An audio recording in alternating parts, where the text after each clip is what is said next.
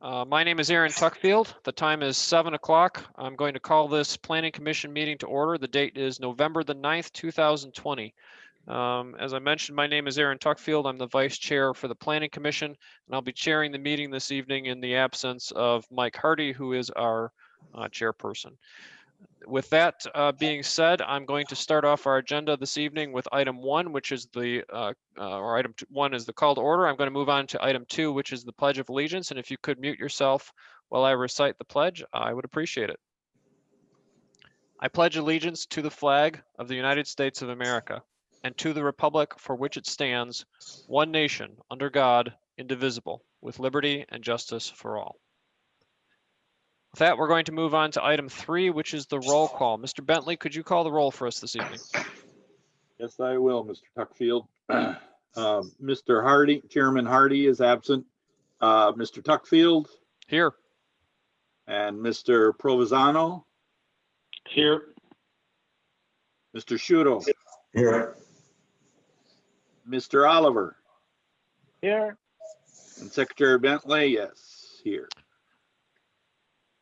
Very good. At this time, I'm going to entertain a motion to exclude Chair Hardy from all roll call votes. Anybody makes that motion? I'll make that motion. Member Shudo. Motion by Shudo. Is there support? Oliver supports it. Support by Oliver. Mr. Bentley, could you call the roll? Okay. Mr. Shudo. Yes. Mr. Oliver. Yes. Secretary Bentley, yes. Mr. Provenzano. Yes. And Mr. Tuckfield. Yes.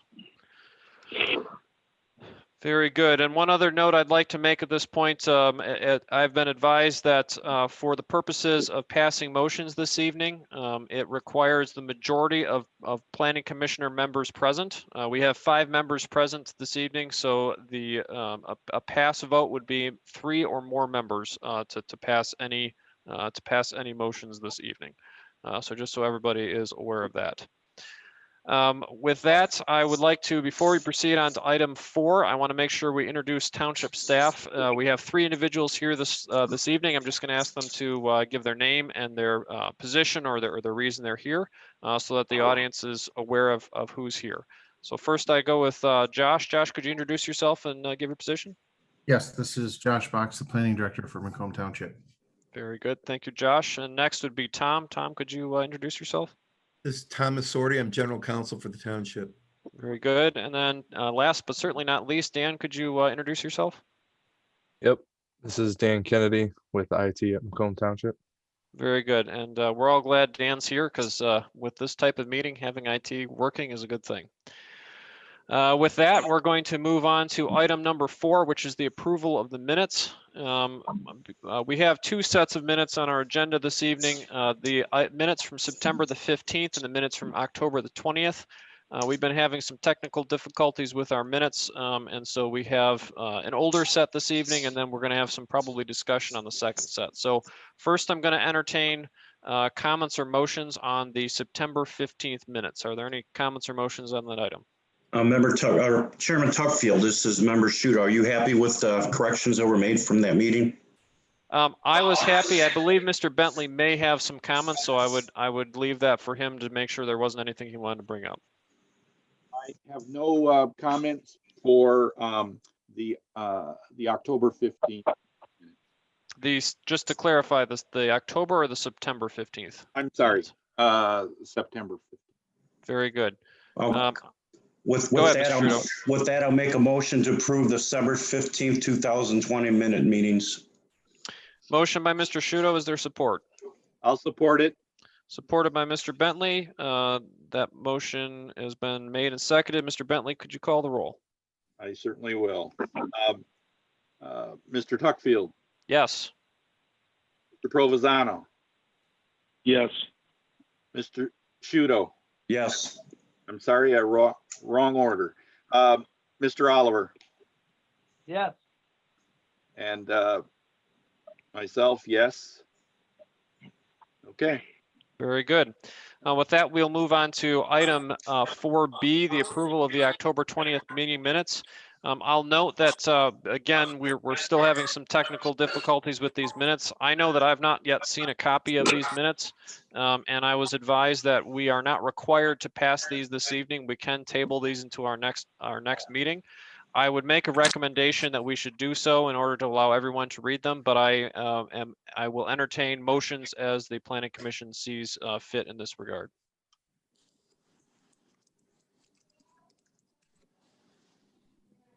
So you want to delay the approval of these till our next meeting? I Chairman would. Tuckfield? I have not seen a copy of them yet. I know Josh was trying to get us a copy, but we were still having difficulties. And at the point that we're not required to pass them, I think it might make sense just to postpone it until our next meeting. Okay, I'll make a motion and go on, Member Bentley. I'm sorry. Is this the October 20th meeting? It is we are discussing the minutes for the October 20th meeting, yes. They were in my package. I have part of them, but not all of them. I believe it is missing several pages.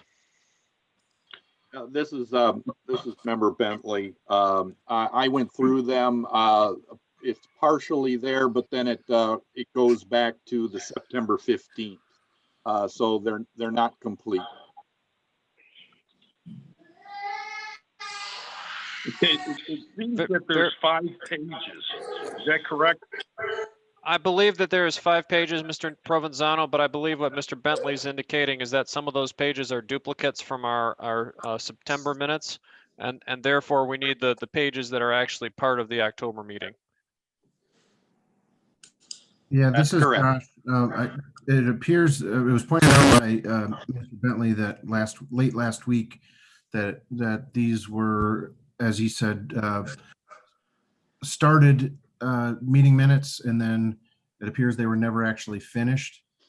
So I know they were being worked on today. I thought they were sent out this afternoon, but sounds like they were not. So I don't think any of you have seen a finalized version of them. Okay, Mr. well, all I Chairman? can say for the record is I got the September 15th and I've got 5 pages of the October 20. I don't know if they're complete or not, but we can hold off.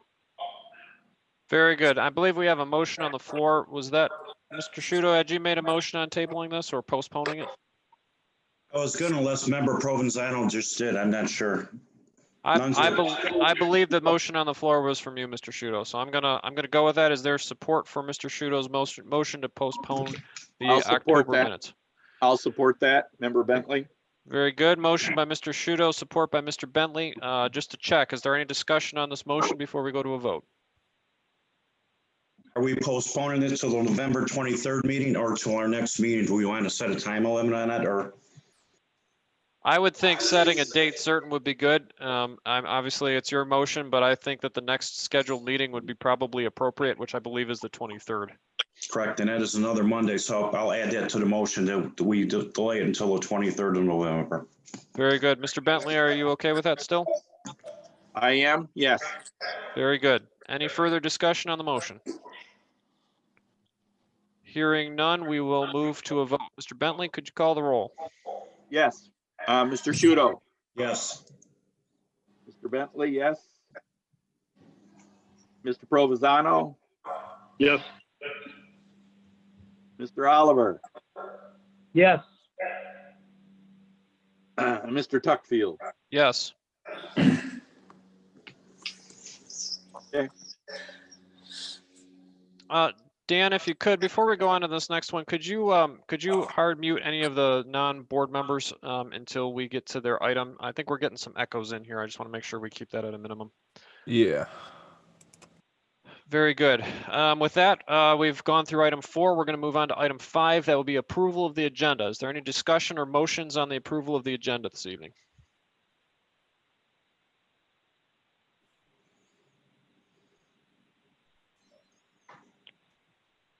If there's no Being further, none, go ahead, Charlie. being none, Mr. Chairman, if there's no further discussion on it, I move that we approve the agenda for the November 9th, 2020 meeting. Very good. Support. Motion by Mr. Oliver, support. I believe that was Mr. Provenzano. Was that correct? It was. Yes, Very sir. good. Motion by Mr. Provenzano. Is there any discussion? No, Hearing support by Mr. Provenzano. Yes, my apologies. Motion by Mr. Oliver, support by Mr. Provenzano. Is there any discussion on that motion? Hearing none, Mr. Bentley, could you call the roll? Yes, I will. Mr. Oliver, Yes. Mr. Provenzano, Yes. Mr. Shudo, Yes. Mr. Bentley, yes. And Mr. Tuckfield. Yes. Very good. The agenda for this evening is adopted. And with that, we're going to move into the main portion of the agenda. This is 6A through E. We're going to start out with A as in alphabetical order. And that item is for permanent parcel 08353000042. It's a site plan for the proposed Four Seasons adult living. The petitioner is Unica Development. And I'm going to turn this over to Mr. Box to walk us through the base information on this item. Yes, thank you, Mr. Tuckfield. As you mentioned, Four Seasons Adult Living is a proposed senior facility located on the east side of Card Road, about a quarter-mile north of Hall Road. And I do believe the petitioner is on if they wanted to discuss this. The property, if you've looked at your packet, is a bit difficult. There's a drain that runs kind of diagonally across the property, which makes it difficult to develop. It's my understanding that there have been a number of proposed developments on this property over the years, and as you well know, none of them have come to fruition, likely because of the difficulties with the size and layout of the property. If you look in your packet, our internal departments have reviewed and provided some comments and feedback. Some minor comments have already been responded to by the developer.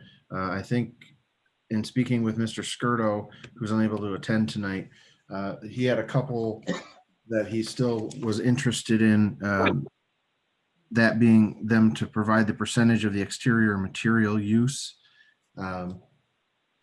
Because that if it's out of ordinance, then it would need to be revised, and they did not provide those percentages. And then also he makes mention, if you're looking in your packet, number 5 under his recommendations, to provide the wall offsets or alternatives along the first level. There's his concern here is the material being used. He'd like to see a little bit more landscaping, breaking up a continuous portion that is concrete block. Overall, I think we are in support of this development, but these are some things that would need to be addressed. Again, it's difficult. It's a difficult piece of property to develop, just given the shape and the fact that there's a drain moving across the property.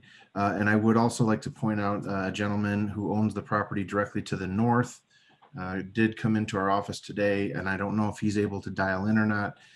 He wasn't sure if he was going to make it, so he wanted me to pose the question about the detention basins that would be next to his property line, about whether or not they would consider fencing them or putting a fence of some sort along the property line. They do, the angle of descent into the detention basin is not steep enough that would warrant a requirement for a fence to be around it.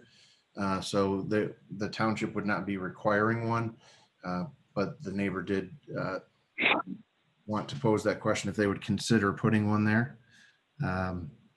And with that, I will let the petitioners speak if they have anything they want to address on this. Very good. Is there any questions for Mr. Box on this before we go to the petitioner? Mr. Chairman, I do have a question. This is Commissioner Shudo. Go ahead, Mr. Shudo. Can you explain the variance? Was it approved? Or maybe member Tuckfield can explain that to us. What was the variance, and was it approved by the ZBA? Yeah. Go ahead, Josh. So yes, the variance was approved last week by the ZBA.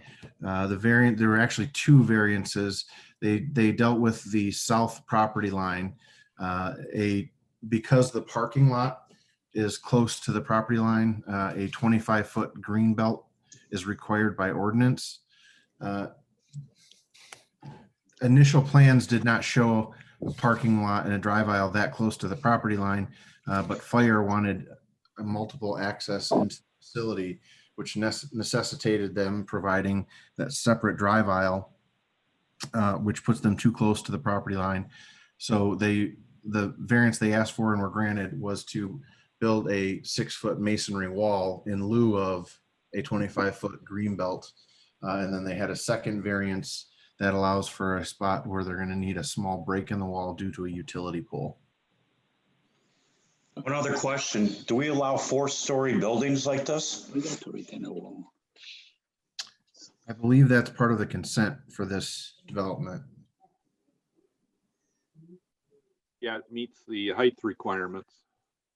Yeah, I believe that has to do with the special land use, correct, Mr. Box, for the Yes. housing for the older persons? Yep. Okay, thank you, guys. Thank you, Mr. Shudo. Any other questions for Mr. Box? I had, this is Member Bentley. Go ahead, Mr. Bentley. So from the 6 identified items, recommendations from our planner, it indicates that the green belt and screen wall, the green belt has disappeared, but the screen wall, which has been detailed on the plan, has been satisfied, it sounds like. And the maneuvering lane is okay. What about the overhead doors in the parking garage? So that is an item that really needs to be still figured out. I don't have the fire comment in front of me right now. So our ordinance right now does not have any language with regard to interior or indoor parking. So this would be the first of its kind within the township. So we don't have anything that would really allow it or not allow it.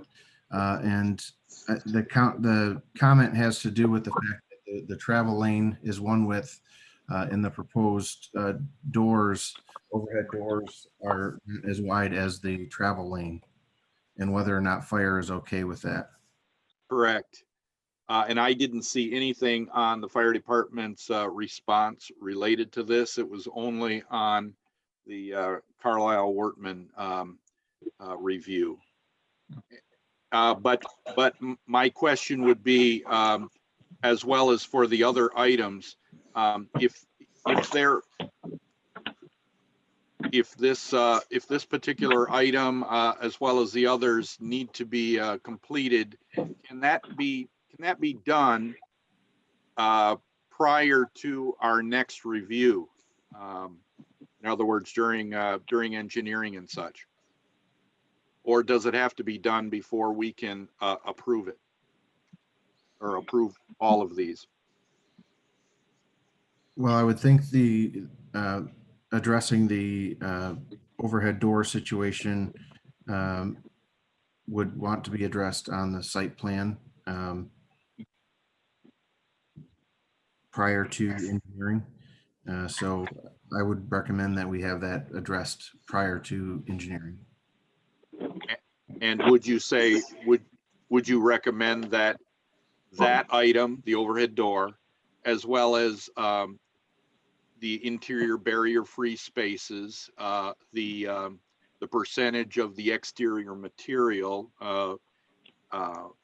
and the offsets, all of those be, as well as the sign height and area, those should be addressed before we act on approving, since there are comments by our consultant? I think that they could be addressed prior to action by this commission. You could also make a motion that you would, move forward with the requirement that these items be addressed. I think we would be okay either way. Okay, I thank you for that. Mr. Chairman, Yeah, go ahead, Mr. Oliver. Yeah, just to follow up on that, to Mr. Bach, are we gonna have enough time to get the doors, the barrier free, the sign, all this stuff done before this comes back? You're saying if this is tabled and brought back at the next meeting? Well, okay, we got two options here. Either making this subject to, you're saying we could approve it subject to these things getting addressed, or we could just postpone this, get them all addressed, and then bring it back to us. Do you have is there a preference there? Because there's quite a few things here that really do need to be addressed.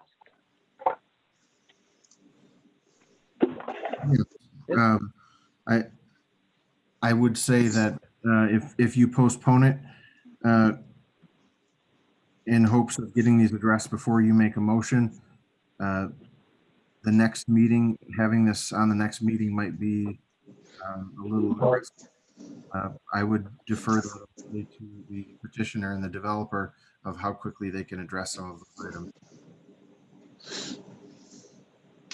And I got one more question for you while I got you here.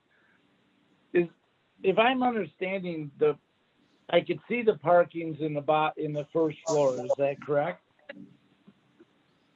Correct. Okay, so is there only, I see an overhead door, but I only see one.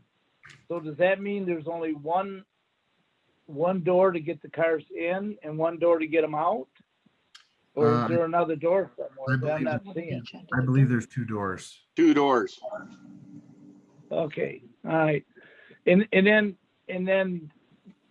is it just all open underneath?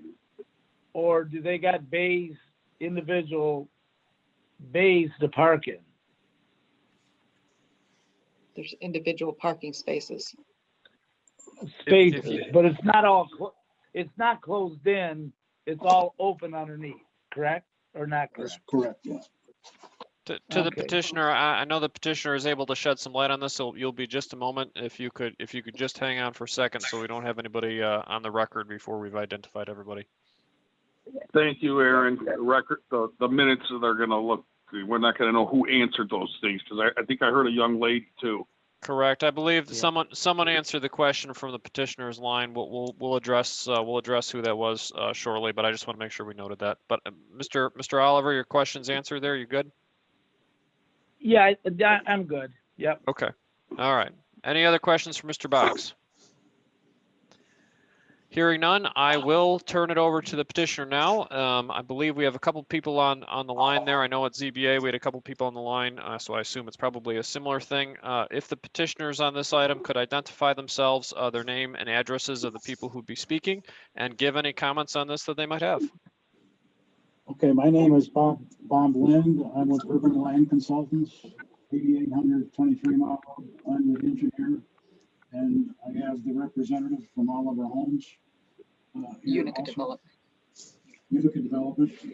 I'll have Marilyn Gilbert. I'm here for Unica Development, address 45781 Eden Drive, Macomb, Michigan. And Sam Lochurko is here as well with the same address. Who was the first gentleman? I had a very difficult time hearing him. Miss Gilbert, I heard loud and clear. It's Bob Lind. There you go. I can hear you now. Yep. Okay. Okay. And Bob, you are from Urban Land Development, I believe. Yes, I am. Okay, very good. All right, whoever you have who wants to speak from your group on this, please feel free to give anything you have. Okay, many of these things sound like they're architectural things that we were working with the architect, Robert Lipka, and I thought he had a lot of this stuff addressed with the building department. Of course, we haven't submitted any formal building plans yet, other than the concept plans that you have in your possession here.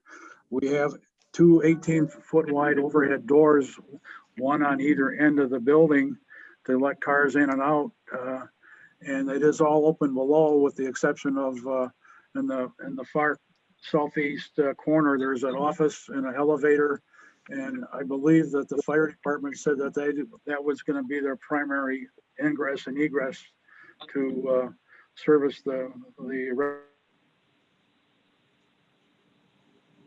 else I can shed any light on.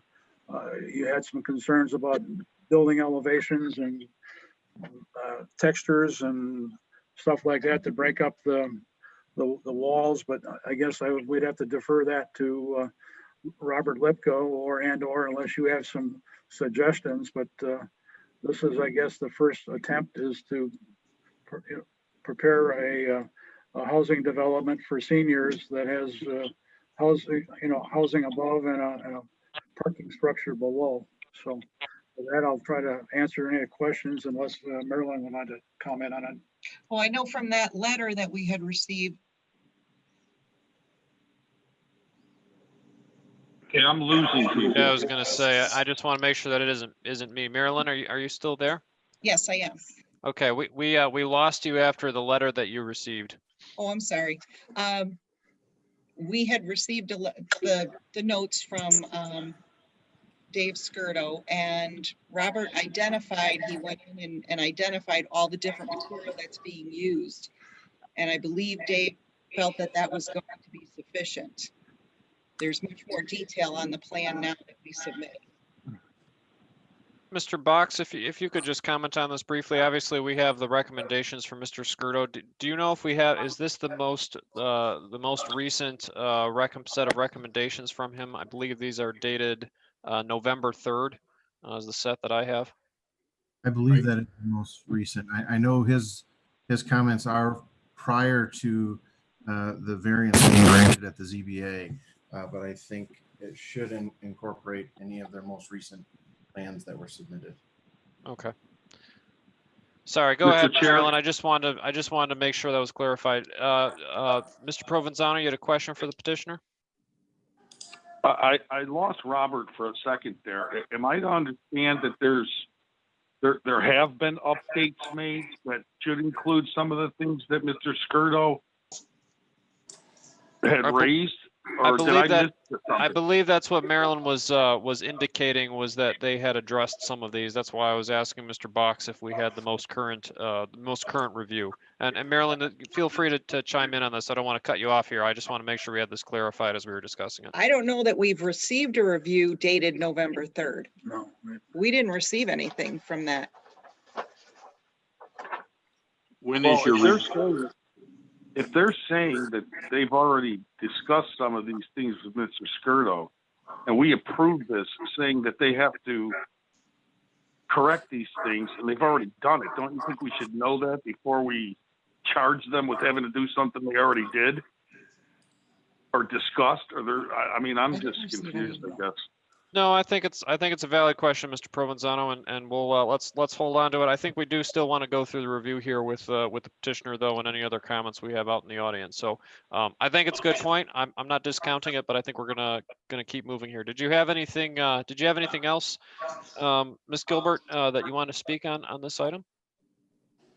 If we did not receive the most recent review of these documents, we need to receive that. Right, and I would agree, and I think that's something that we're going to discuss in a little bit. I know it's one of my concerns with some of these items, particularly the doors where Mr. Skirdo had indicated some concerns. My guess is that this is going to be something we're going to want to bring back at a future point, but in the interest of making sure that if it needs to be brought back, that you have any other comments that you might have, I would like to proceed with the agenda item as we are currently proceeding with it, and then potentially consider tabling it at the end of that in lieu of a vote, so that you have time to take all the comments and check in with Mr. Skirdo and make sure that we're all on the same page before we move forward. Are you guys okay with that in principle? Is that okay? I guess we have to go along with it. Now, the plans that we have from Robert Litka are dated September 14th. I don't know, if that's the same plans you have in your possession for tonight's meeting, but. Let me check here. I have them in front of me. I just have to find. Mr. Chairman. Go ahead, Mr. Bentley. These were stamped received on 10/9/2020, Okay. Okay. but the date on the drawings, hold on, let me blow it up here. Enlarge it, Mr. Bentley, enlarge it. Don't go too destructive on the drawings there. Yeah, I'm blowing it up or enlarging instead of blowing it up. So the last issue I have on these drawings is 9/14. Yes. Yeah, that's what we have in our possession. Okay, very good. So what we're going to do is we're going to continue with this process. We're going to take questions that we have, understanding that you may not have the most current data from us. And obviously, Mr. Skirdo sounds like he had something going on this evening that he had to attend to. So I think we're going to take all the comments, and then I'm probably going to recommend to the board at the end of it that we table it in lieu of approving something that all parties don't sound like they're all on the same page yet. So. With that said, did you have anything else on that further before I take it out to the public? Not that I can think of right now. I mean, I don't believe there's a necessity to have a fence along the north property line. I mean, this was set up for water to flow over the site to get to the. And Mr. Lind, I can hear you, but just barely. If you could just try to make sure you're closer to the microphone. Okay, I'll see if we get a little closer, but I really wouldn't like to put a fence along the north property line. It's going to have some hampering effects on our flood flows. Water has to flow down this water course and then go around and get back into the Clinton River. So any more obstructions in there is not a good design. And we have slopes that are flat enough that we're comply with the township rules and regulations for detention ponds. So that would be our position there. I don't have any other comments that I can think of right now. Very good. Thank you, sir. And Dan, I think we have one of the next petitioners. We're getting some feedback off his mic. If you could make sure that you mute him, that'll be good. Just double check. That'd be Bill. No, I think it was Mr. Oscar. Or at least that's the microphone that was lighting up with the noise. Okay, with that being said, we're going to move on to the public portion of this item. If there's any members of the public who would like to speak on this issue, please raise your hand digitally by hitting *9 on your phone, or please make sure that you hit the hand on your app. We'll make sure that we unmute you and you're able to speak and give you some time to discuss this matter. I see we already have somebody who's raising their hand. Looks like Mr. Coppins would like to speak. Dan, if you could unmute him. Yep. Sean, go ahead and unmute yourself and you should be able to speak. And All Sean, right, can if you, everybody hear me? we can, and if you could just state your name and address for the record, so Yes. that we have it jotted down. Thank you. It's Sean Coppins, 22221 Hall Road, Macomb, Michigan. And essentially, I've got two questions. The first deals with the setback along the eastern edge of the property. And, I'd like to know what that setback is from the property line and whether or not a variance has previously been granted in that regard. And then my second question deals with drainage on the property and the detention basins that have been discussed. Is that the sole method that's being put in place to deal with the drainage from the property?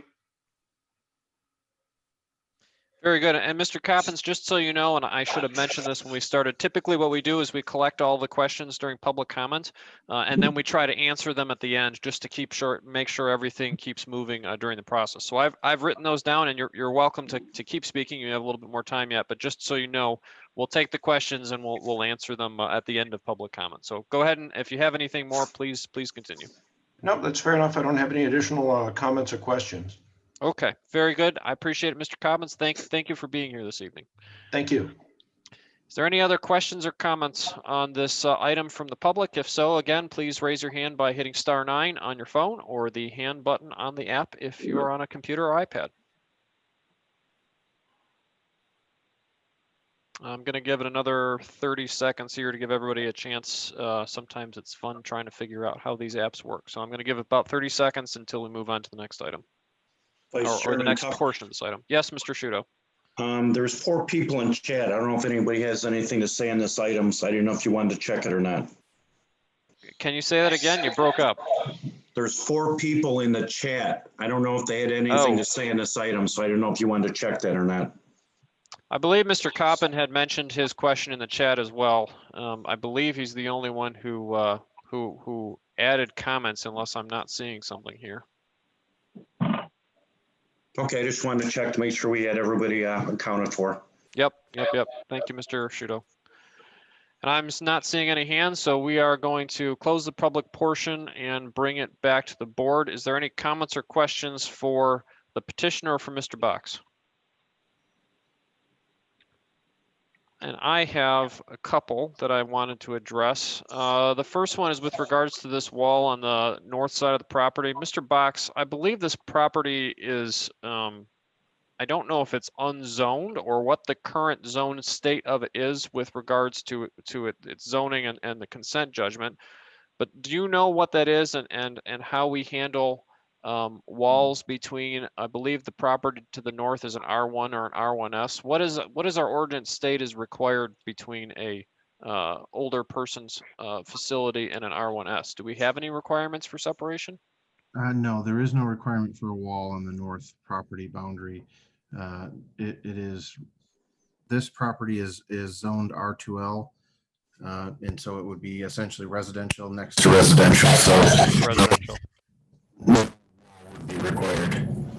I think we lost you for a second there. I'm not sure if I was the only one, but I had that broken up. Could you repeat that last after you were talking about R2L? So the residential property, so the walls would be required. I'm getting a lot of feedback. Just to check, is anybody else getting feedback on this? Yes. Yeah.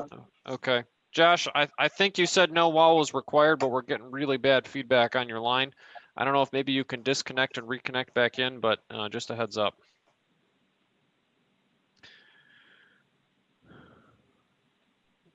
That is correct what I said. No wall would be required. Okay, and we're getting much better connection now on my end for you. Okay. Very good. So no walls required. And then a question, Mr. Skirdo references the breakup of the wall on the first level. What is our ability to affect that? Is that something that we can legitimately ask for different breakup of material? Is it what is the extent of what we are requiring there, or able to require there, I should say? Sure. So I think that is where he was mentioning, as I mentioned earlier, he was wanting to see some more substantial landscaping to break up some of that continuous surface area that's the same on the first level. Correct, and I would agree. I think it breaks up the look of the building. It makes it look differently. I wasn't sure what our ability to require it is. You know, do we have the ability to say he has to have X amount percentage of differing material? Is that the extent of it?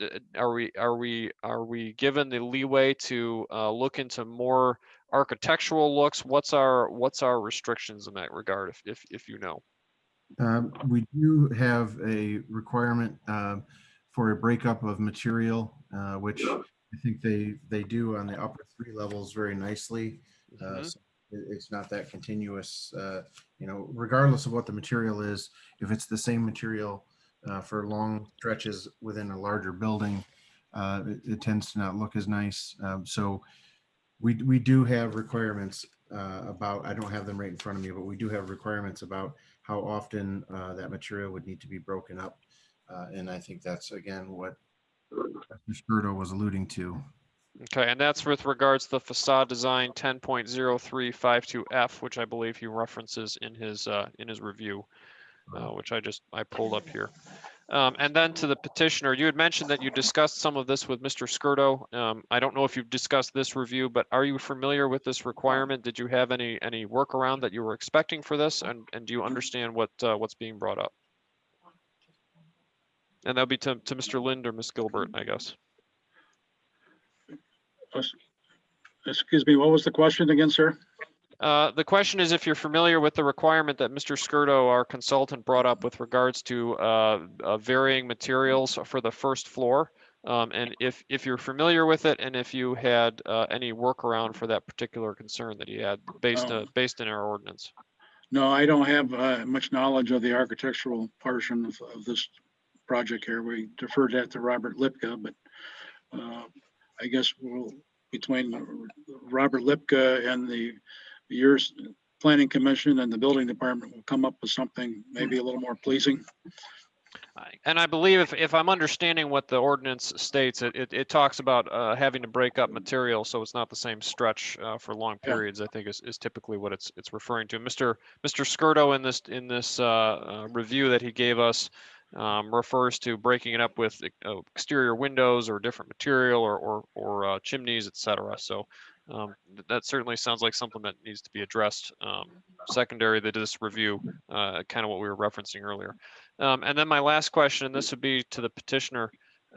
It sounds like the fire department might have some concern with the ingress and egress for the parking garage.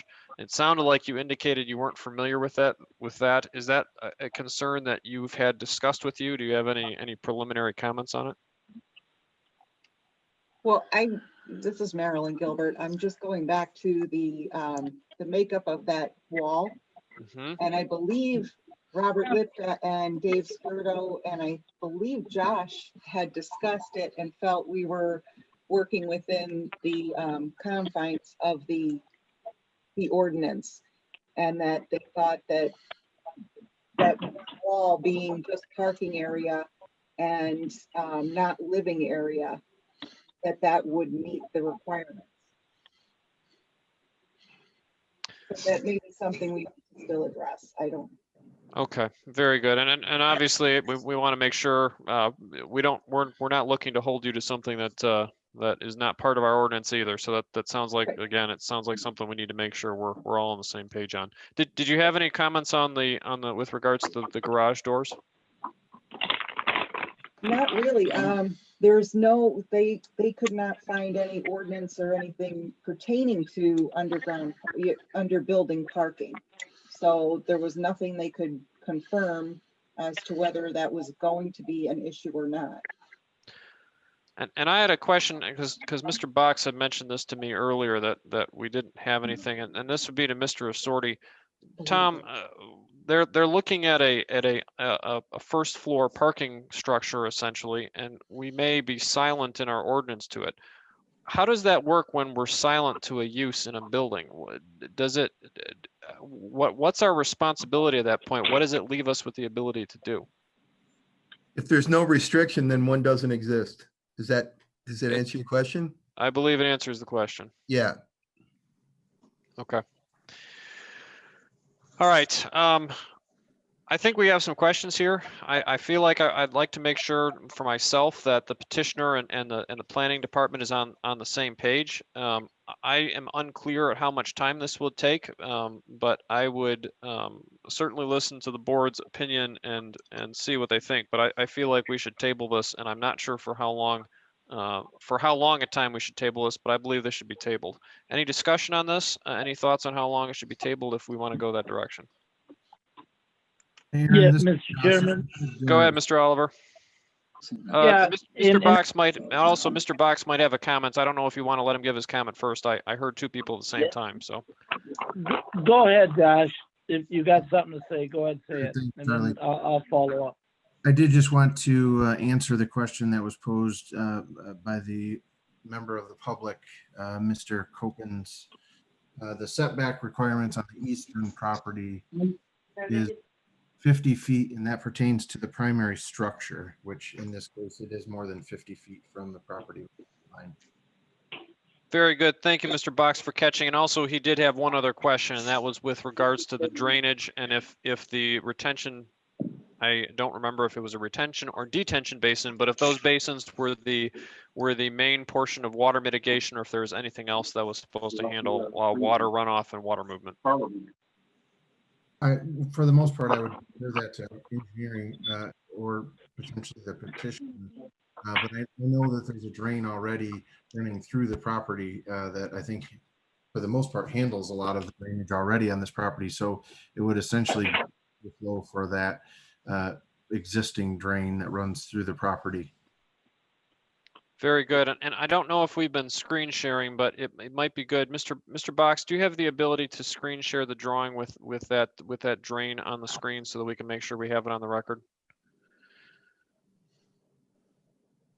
Talking about like an aerial of the drain? Yeah, or actually, I believe it's page 31 in my packet, which shows the drain here. Hang on, I can share it. Hang on.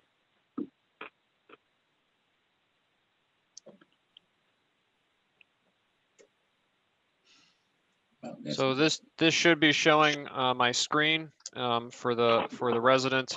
I believe that this is the drain that Mr. Box is discussing. And these are the two ponds that are primarily the portion of water mitigation for this site. So just want to make sure that was seen for anybody who was listening in, so they're able to see it. Okay, very good. Mr. Tuckfield? Yes, Mr. Bentley. Yeah, the proposed sediment basins or detention ponds were more for the mitigation of the floodplain. So when there's a flood event, that's when those sediment basins would be used. But it looks like from the design, normal drainage would go between those two. Essentially to the existing drain. Correct. How you are reading the drawing. Yeah, okay. and they haven't done the engineering yet for underneath the new drive, to get it covered or enclosed, but that's the general idea of what they're showing. So I think that is sufficient as long as the sediment basins have enough volume to mitigate the flood area that they're taking up.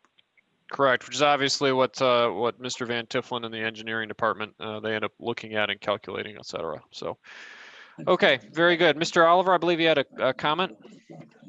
Yeah, Mr. Tuckfield, thank you. Basically, we got, which I call loose ends here on this project. I guess I could ask the petitioner, do you feel confident that you're going to have this ready in a couple weeks, or when we come to our next planning commission meeting? When is the next meeting? It's 2 weeks from today, which would be the 23rd of November. 23rd, there you go. That'll be the Monday of Thanksgiving week, I believe. When would those have to be submitted to be on the agenda? Mr. Box, that obviously you know better, but since this is a postponement, we don't have to advertise, correct? So it's just a matter, well, just a matter, not a minor matter, but it's a matter of you guys reviewing them. That's correct. We would need time to review them and then also time to distribute to you to review as well prior to the meeting. What do you feel would be a reasonable cutoff for you guys? Probably the week of next week. Did you say the end of next week? The middle of next week. But, okay. Thursday next week would probably be the latest. So either the 18th or the 19th would be kind of the latest that you could take stuff and be able to properly review it to get it on the 23rd. Correct. Okay. To the petitioner, any comments on that with regards to the dates and what Mr. Oliver is asking? We haven't conferred with the architect to see if he can meet that deadline. It seems like we're going to need a meeting with the architect and possibly the building department or whatever to come up with a final solution for the facades and whatever else we need to do to get this thing approved. Mr. Oliver, if I could, one thing I'd suggest, and this would be obviously the petitioner can weigh on this. I think we should table this to that next meeting with the proviso that if they're not able to get their paperwork done in time, that we table it again, but just to make sure that they have the opportunity, since it sounds like we don't have all their paperwork, that if they're able to get everything together, we have not spent more time waiting for it than necessary. Are you okay with that, Mr. Oliver? Yeah, I'm okay with a postponement of this till the 23rd. And And to then- the petitioner, are you okay with that, with the understanding that if you're not able to get your paperwork together by the 18th, that we would then plan on the 23rd when we set our agenda, we postponed it again to make sure you had enough time? Yes. That would be a fair way to do it. Okay, and Mr. Box, you're okay with that?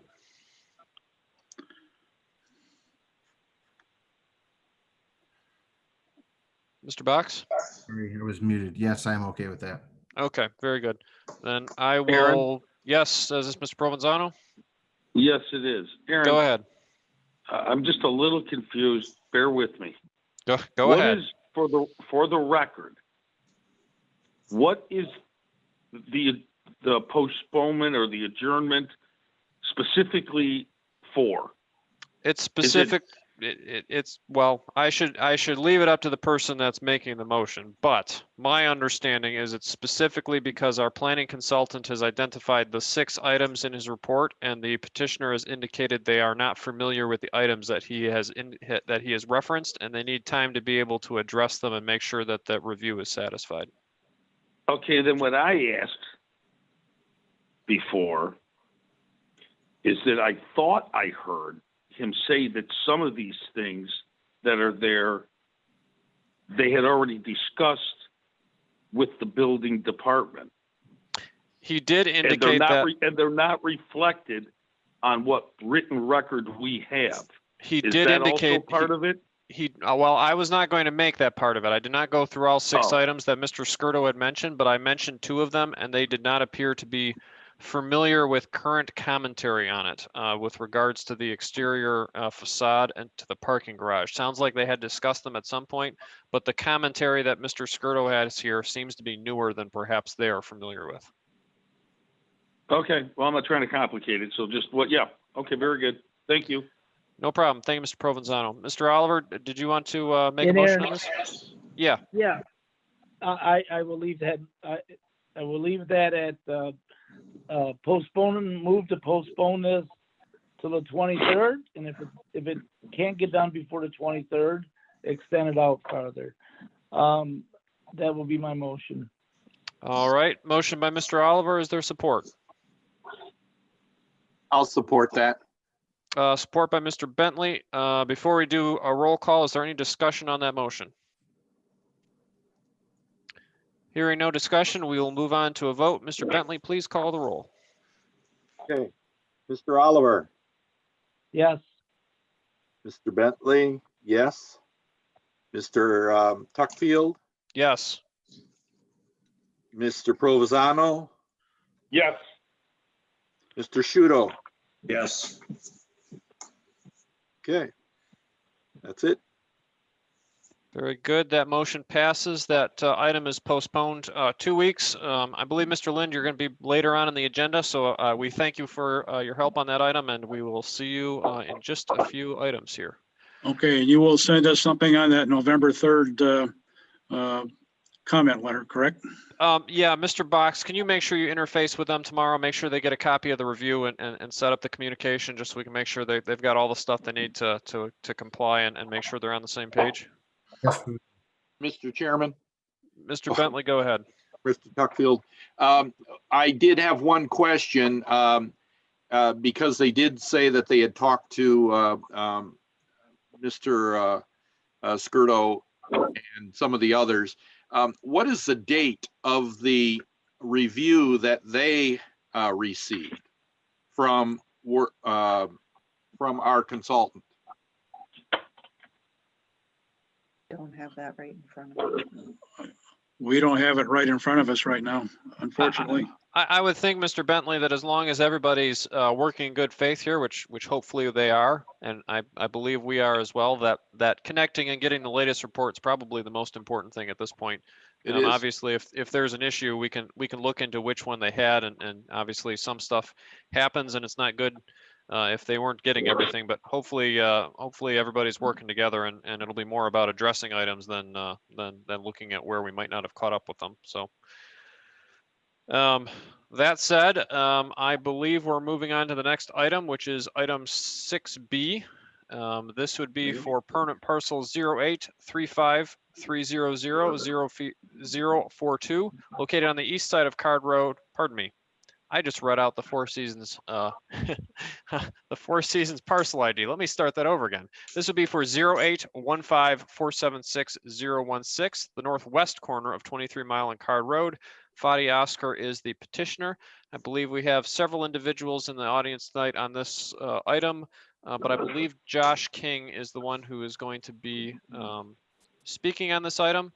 And for Dan, I believe that Fadi Oscar and Bill Thompson also want to be unmuted if they're in the audience. So with that, I'm going to turn this over to Mr. Box. Mr. Box, could you walk us through this, please? Sure. This is for a development in section 15 of the township on the northwest corner of Card Road and 23 Mile. This is for a retail and potential drive-through restaurant. This is part of a larger development, and this piece was separated to be a Flagstar Bank, which that obviously has since changed. And that's why you see some of the drive access being on what appears to be the neighboring property. The petitioner can correct me if I'm wrong, but I believe they own all of the property surrounding, and that will be developed separately at a later date. They did submit a couple different versions of these plans, and we've provided some comments, and they've resubmitted plans. We are down to a few very minor comments left. The planning consultant, Mr. Skirdo's comments remaining have to do with the consent judgment on this property requires a 65-foot rear setback. And currently they're showing the measurement at 64 feet and 64.66 feet. Okay. So obviously there's a very, very minor adjustment that's going to need to be made to address that.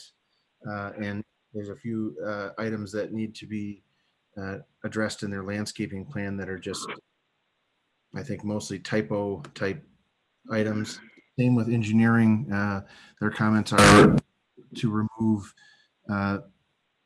Macomb County Department of Roads on a label, and also to remove a label about the sodded lawn.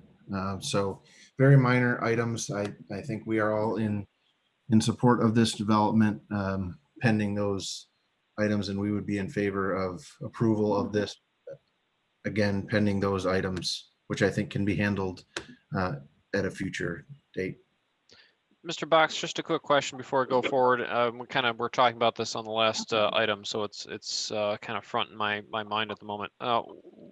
The review we have here from Mr. Skirdo from Carlisle Wortman is dated October 27th. Is this reflected of the most current view?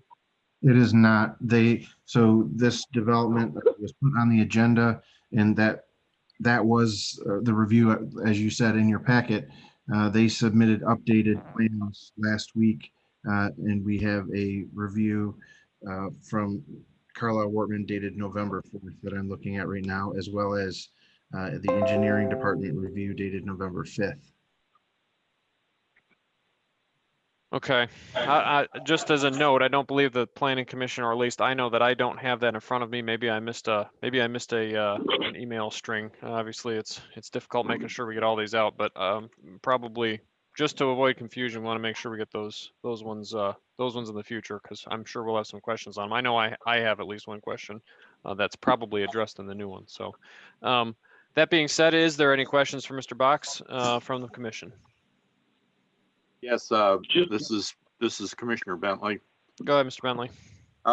So my comments were based upon, again, the October 27th review. Apparently that is outdated. It did at that time have the 65-foot rear setback, of which I think it was only 63 foot something at the time. So that's, I understand that's a minor issue. What bothered me more, or concerned me more, was they confirmed the cross-access agreements have been procured. And I believe that's because you enter this property from adjacent properties. It also concerned me from the plans as to whether or not, or what is happening with that drive. It looked like it might be quite congested if that is leading to another parcel or another development. So the turning radiuses and just the activity there seem to be a possible issue, depending on how open that area to the west and the area to the north will be developed. It also indicated that there needed to be a sidewalk 8 foot wide along 23 Mile Road. I believe it's 7 foot shown on the plan. I don't know if that ever got reviewed because our plans do not reflect that 8 foot wide. And a corrected landscape plan because there was no landscape plan submitted with this submittal. So there's nothing there. I'm not sure what the comments were, but apparently those previous comments have not been picked up. And then there were no elevations for us to review as well, which is part of the requirements. And his recommendation was that all of these outstanding issues be addressed prior to site plan approval. If that has changed, Mr. Box, then I'll forego that requirement. Yeah, I believe the bulk of those have been addressed, and I did just email everyone the updated review, and I apologize if that was not in your packet. The reviews from last week. Mr. Chair? Go ahead, Mr. Provenzano. To Josh, I guess in the same vein as Richard just said, I'm looking at October 16, 2020, and looks like Jim says that the problem he sees, one of the following necessitates a revision to the plan. Talks about the landscaping plan was not provided with the submittal, which is required. Then when you go to the 27th, he addresses it again and then says that it's still not submitted, and they talked about it all the way back in March. So I just heard you say that some of this stuff has been updated from the 27th. Is that one of them, the landscaping? Because it seems like it's been an issue for a long time. That's still on the latest one. So there is a landscape plan, planting plan. I'm looking at it right now. There has been one submitted. Since the 27th? Correct. Yeah, and Nunzio, it does reflect that. I've got the updated review here, and it mentions it. I mean, we haven't seen it, but it says it on the review. Mr. Chairman. Go ahead, Mr. Bentley. It does indicate that a landscape plan has been provided, but within this updated landscape plan, we note the presence of several inconsistencies between drawings and plant list, which was the same as prior to the October 27th. And it said, well, it gives a little more detail of what those were. So apparently the updated landscape plan did not satisfy the discrepancies between the plan and the plant list. For whatever that's worth, yes, the drawings have been submitted. Basically what he's saying, he's got four findings still, and he's indicating our previous review dated October 27th found items to address prior to the site plan approval. This memo discusses items that have not been addressed within the most recent updated set of drawings dated February 17th, 2020, and received on November 7th or November 4th, 2020. So he's recommending to correct items 2 and 3 to the site plan or prior to site plan approval. Items 2 and 3 was the 65-foot setback as mentioned by Mr. Box and this corrected landscape. So that's Very good. Thank you, Mr. Bentley. Mr. Provenzano, I know we were kind of in the middle there, and Mr. Bentley had the review, so it was good to move forward. Do you have any few further questions on this before we move on to the petitioner? Nope. Okay, very good. Any other questions for Mr. Box before we open it up to the petitioner? Hearing none, we're going to move on to the petitioner. I believe Mr. Thompson is here. I believe Mr. Oscar is here, and I believe Mr. King is here. Whichever of you is going to be making your presentation tonight, if you could identify yourselves for the record and give any comments you might have. All right, so it's Josh King here. I want to present. Okay, if I share my screen? Certainly, go ahead. All right, let me do that right now. Okay, just some visuals right here. Do you guys see it? I do not see it yet. There we go. There you go. So, I mean, you guys hit on a lot of the points I was going to bring up, but so I'm Josh King from Lane Associates on behalf of Fadi Asghar. So here's the parcel in question. It's currently a vacant parcel in the northwest corner of the intersection of 23 Mile and Card Road. To the south is Buscemi's, which Fadi currently owns. And to the east is the nursery, and kitty corner is a Walgreens, I believe. So the property, as you said, Josh, it was originally part of a consent judgment made in 2004 with the condition that the parcel would be set aside for the development of a bank, specifically Flagstar Bank. That obviously was not built, and since then, Fadi plans to develop into a retail space with a drive-through restaurant. And the consent judgment has been amended to allow that retail and drive-through. And here's kind of the layout of our property. And there's also, I know you discussed this too, Josh. There's a existing easement agreement along the west and north property lines for any potential developments in the future that would like to place driving lanes to access their buildings. And I also like to point out is that there's the 23 Mile widening project by the County Road Commission, and we are currently coordinating with them to for the placement of our approaches, because I believe they're going to construct that sometime next year. So we've been in constant, contact with them to coordinate with them. And here's the elevations and floor plan. And you can see there's the drive-through restaurant and the retail over here. And here's the landscape plan. I actually colorized it so you can, see where the trees are going to be. I know that, sounds like there's a few revisions that still need to be addressed, but we'll get those taken care of real quick. And Josh, if I could intersect or interject real quick here, is this the latest landscape plan? Is this the one that Mr. Skirto would have been commenting on? Yes. Yep. Okay. Very good. Thank you. Yep. Please proceed. All right. I mean, that's pretty much it. If you guys have any questions, or if Bill or Fadi want to say anything.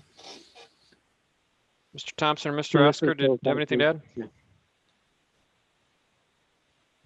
Okay, this is Bill Thompson. I think that pretty much covers it. Very good. Thank you, Mr. Thompson. Any of the commissioners have any questions for the petitioner? Mr. Chairman, this is Member Bentley. Go ahead, Mr. Bentley. So it was referred to the 23 Mile widening. Does this plan reflect the widening, or is this the current plan, or the current only 2-lane 23 Mile road? So actually, if you look, I'm gonna go back to here. You can see our approaches are a little bit set back from, they're actually not meeting where the road is, Yes. the edge of the road. So it is actually reflect where, that like where the road widening would be. But we're still trying to figure out what kind of, decel lanes and acceleration lanes are going to go in there. So that's just something else we have to work out, in engineering. You can see up here too. I think they're going to develop portion of a card road up here as well. So you can see, this is offset a bit. Thank you. Mm-hmm. Thank you, Mr. Bentley. Is there any other questions for the petitioner?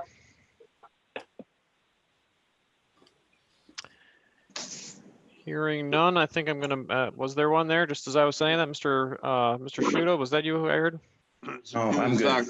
Commissioner Bentley, so my concerns, I guess, still stand, even if there's a deceleration lane on 23 Mile Road, and as well an acceleration lane on 20 on Card Road. But the congestion that I see is there at the entries and exits, as well as the line for the drive-in. It's gonna hold up traffic either going through to get out at the end of the staging, or car staging or truck staging for the window. It just doesn't seem like it's a very there's no place for them to go, and there's no place for it to continue on, like a wraparound or anything else. And I guess my thoughts are there's going to be people not knowing where to go when they pull in off of Card Road to get in line. And as well, if they pull off of 23 to get in line, they're going to be blocking anybody else trying to get in. So any thoughts? Mr. King, any response on that?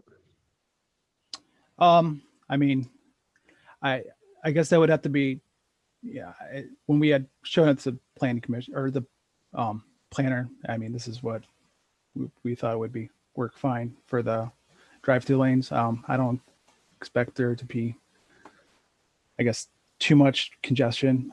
Bill, do you have anything to add about that?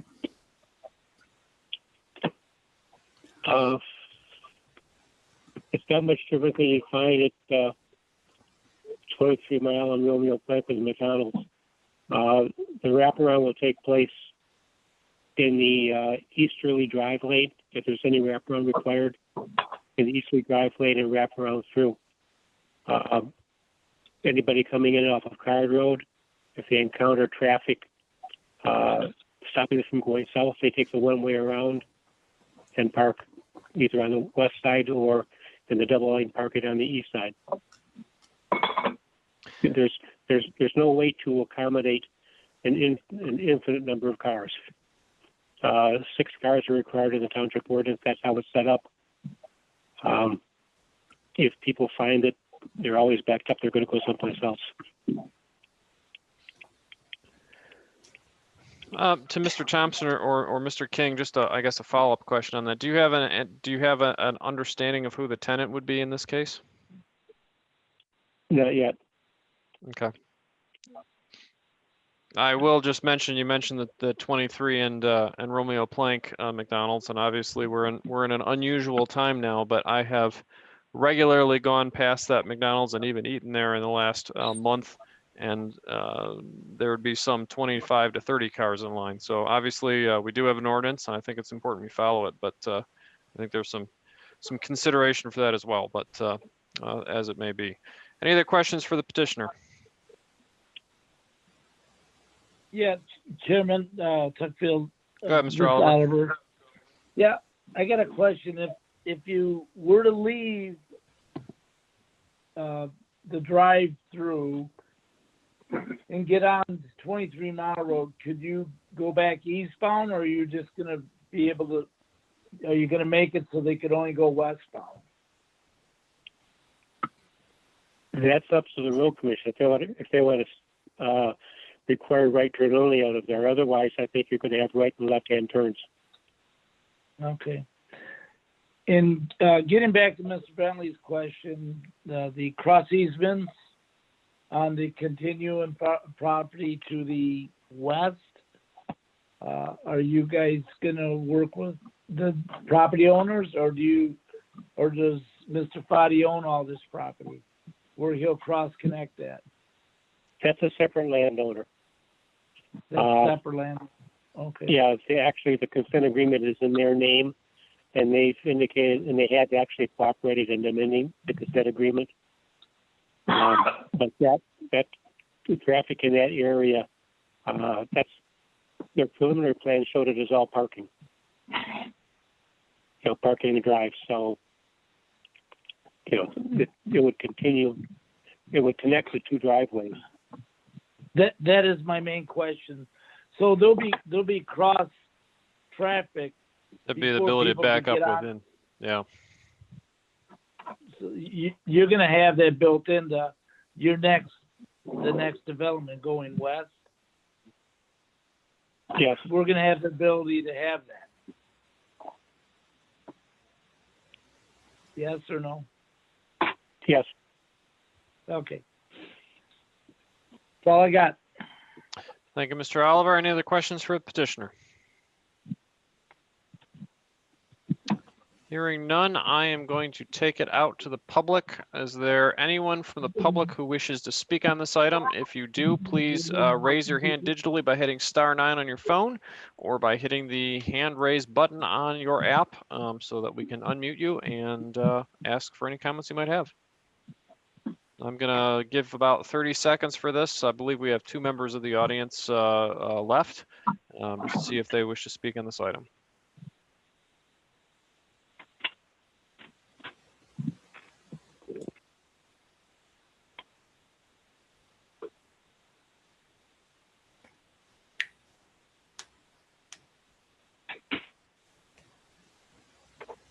All right, at this point, I'm not seeing any hands raised digitally, so I'm going to bring it back to the board. Just a question, Mr. Box, for you. And obviously, you mentioned this in your lead up, but you said that you felt that these potentially were items that could be handled as contingencies. I noticed on the review, Mr. Skirdo mentions that the cross-access agreement might be something that the township engineer should verify. What's your feeling on this? How do you see us handling this best? I think between myself and Mr. Skirdo and Mr. Van Tiffelen, I think we all feel that these are items minor enough that they can be addressed at a later date. Okay. A question for you on flow. I share a little bit of Mr. Bentley's concern with regards to ingress and egress, particularly as it pertains to loading vehicles. Do you feel that the turning radiuses are sufficient for the loading as stated? Loading loading zones for the truck. So, for example, coming in off of the north driveway onto the property, or the southerly driveway on car, they're relatively tight turning radiuses into the loading zone, and there is some loading pattern drawn in here, but it looks relatively tight for a parcel of that size. I do think it would be a little tight, but I'm not sure how much more you'd want to change that radius, because if you open it up too much further, then you'd get other vehicles driving in there significantly faster, and with cars wrapped around a drive-through, I think that could be dangerous for some of those vehicles. Very good. And I was going to ask the same question, not to put him on the spot too much, but I know Mr. Shudo has some experience with truck loading and parking lot. Jasper, what was your thoughts on this? I haven't heard anything from you on this yet. Well, I think it's fine. It just depends on what time the deliveries are, because if you have deliveries, if they're peak hours, it's going to be difficult to get a truck in there. If the deliveries come when they're not peak hours, I don't think there'll be a problem at all. Okay, very good. Any other comments or questions for the petitioner or Mr. Box? Are there any motions on this item? Commissioner Tuckfield, to Josh, is this a recommendation or an approval? This is a recommendation that would go through the board. I believe. I believe with the site plan, we have approval authority, isn't it? Is it maybe different with a consent correct. judgment? You're correct. It's approval. Okay.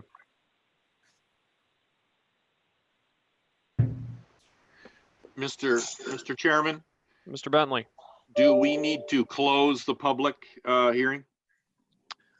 I don't believe we need to do a public hearing for a site plan. I believe it was public comment only. Mr. Sorty can correct me on that, but I may not have closed it, which would be proper. And I would like to note for the record that I'm closing public comments. We did not receive any comments on this issue from the public. Right, as long as it's just public comments, it's not a public meeting. Yeah, this was not a public hearing for a site plan. I don't believe that's required, correct? Correct. Okay, very good. Thank you, Mr. Bentley. Thank you, Mr. Sorty. Any motions on this item? Mr. Chairman, I recommend we grant a site plan approval for 23 in-car development, permanent parcel 0815476-016, located the northwest corner of 23 Mile Road in Car, pursuant to the planning consultant's recommendations. Is there support for Mr. Shudo's motion?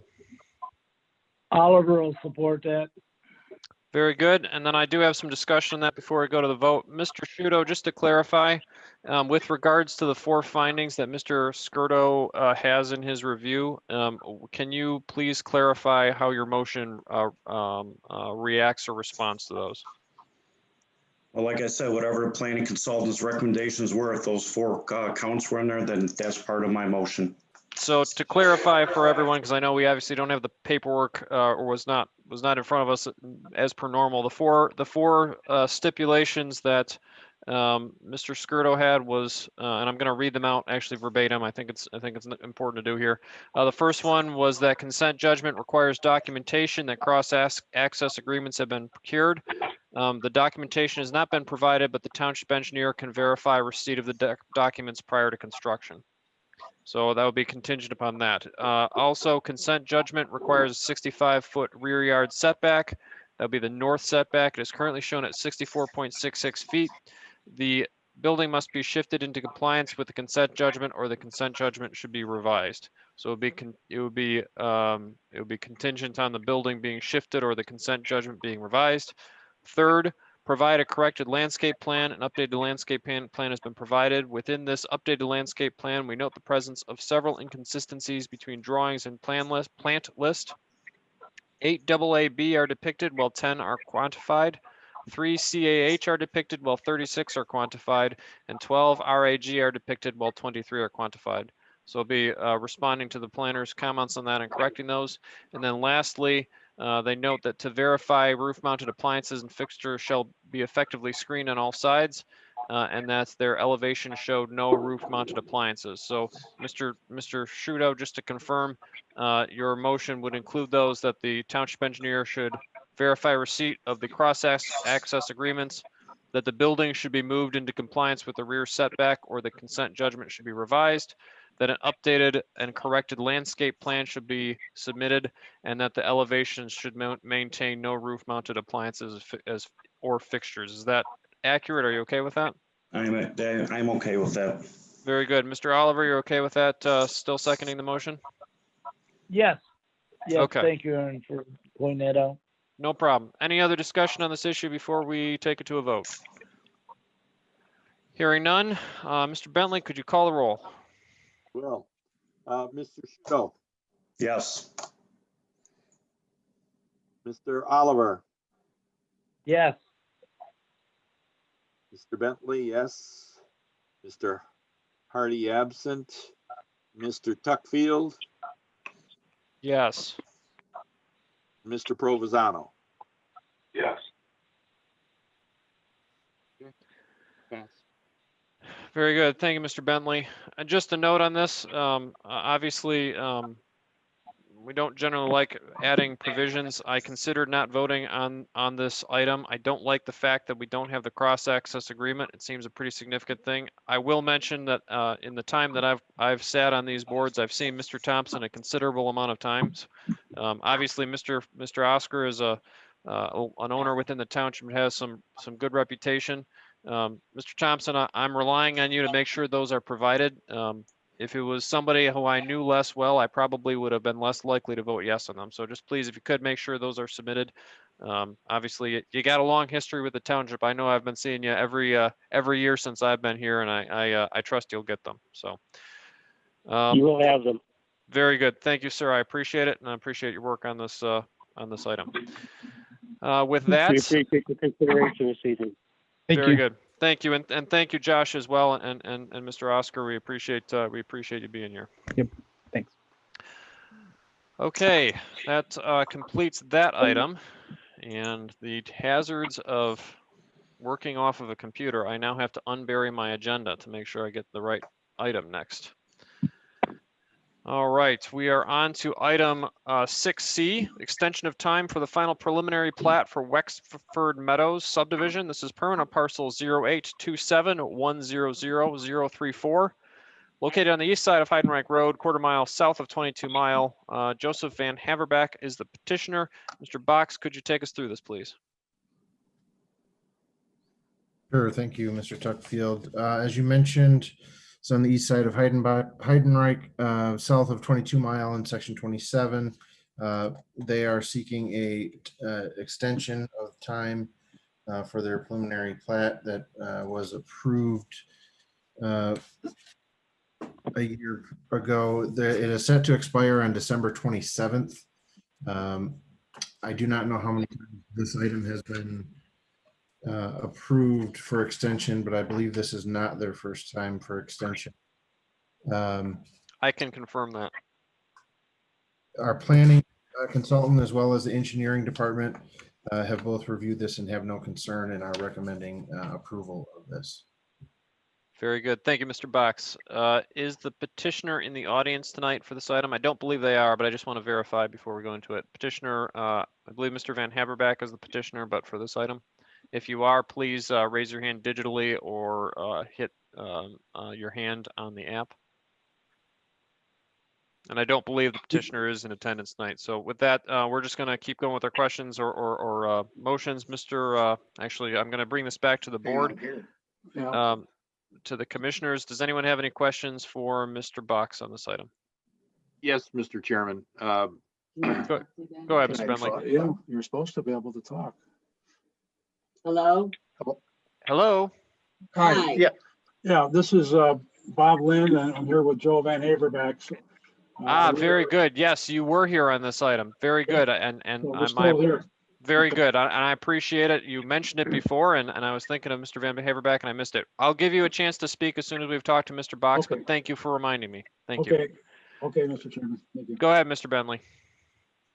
Yes, just clarification on this and the next agenda item. Our agenda does indicate final preliminary plan. These letters indicate final preliminary plat. Is this for a plat or is this for a plan? That is a good question. Bear with me. I can pull that up. It does say that the plat is set to expire December 27th. Yes.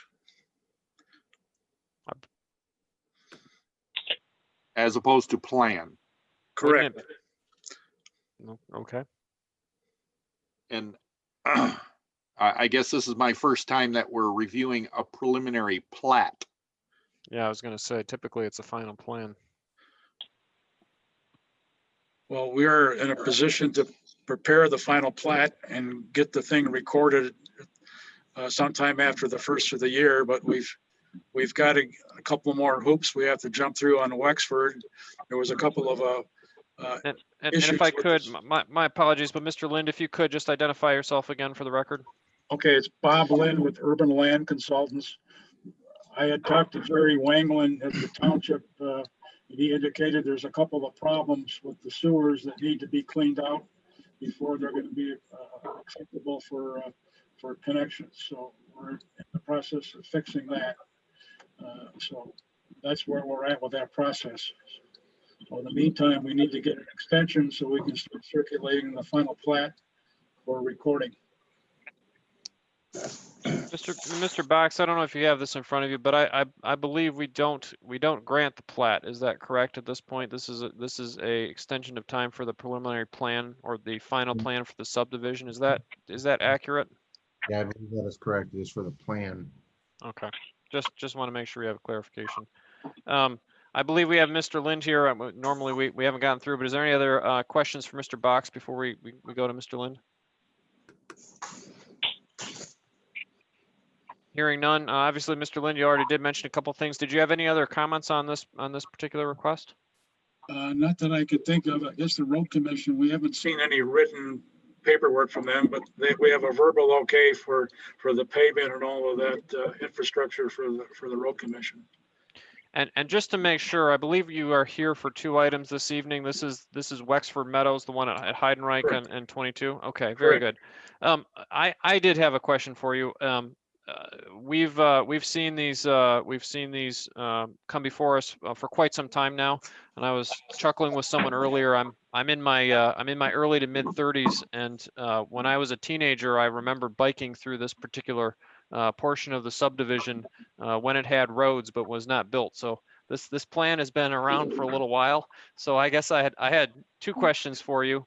To follow up, one, if you're familiar with how long this has been in the final plan status, and 2, and it sounds like you've touched on this to some extent already, what is a realistic timeline for when you expect this to go into production and being built?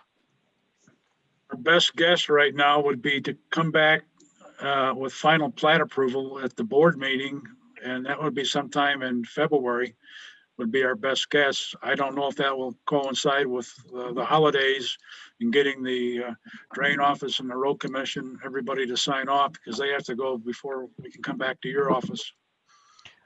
Is it safe to assume that you are looking at building next year? Correct. Yes, sometime next year. Very good. And I just say for myself, I believe Mr. Van Haverback had come in on this item possibly 2 years ago. I could be incorrect. Some other people might remember this better than I, but this is somewhere in the neighborhood of the 15th extension we've given to this parcel. And as you might imagine, we get a little bit itchy when it goes that long. So it's obviously important to us to know that it's being developed. Having plans sitting there for a while, things can change, and just want to make sure that everything is moving along. So that's why it's important for us to ask questions on it. That being said, is there anything else the commission has for the petitioner? Any questions? Hearing none, I'm going to go to the public. Is there anyone from the public on this item? If there is, please raise your hand digitally by hitting *9 or by hitting the hand button on the app.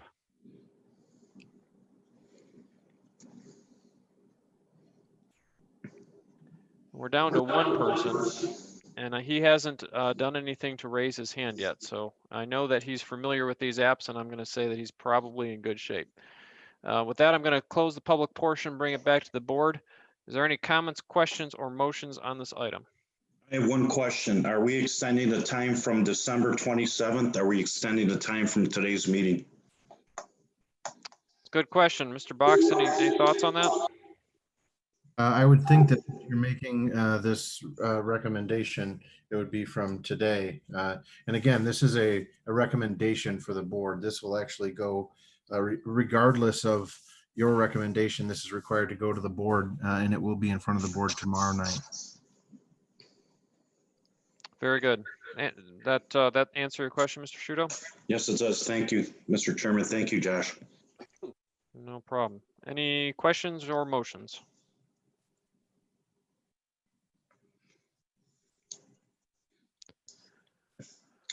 Well, hearing none.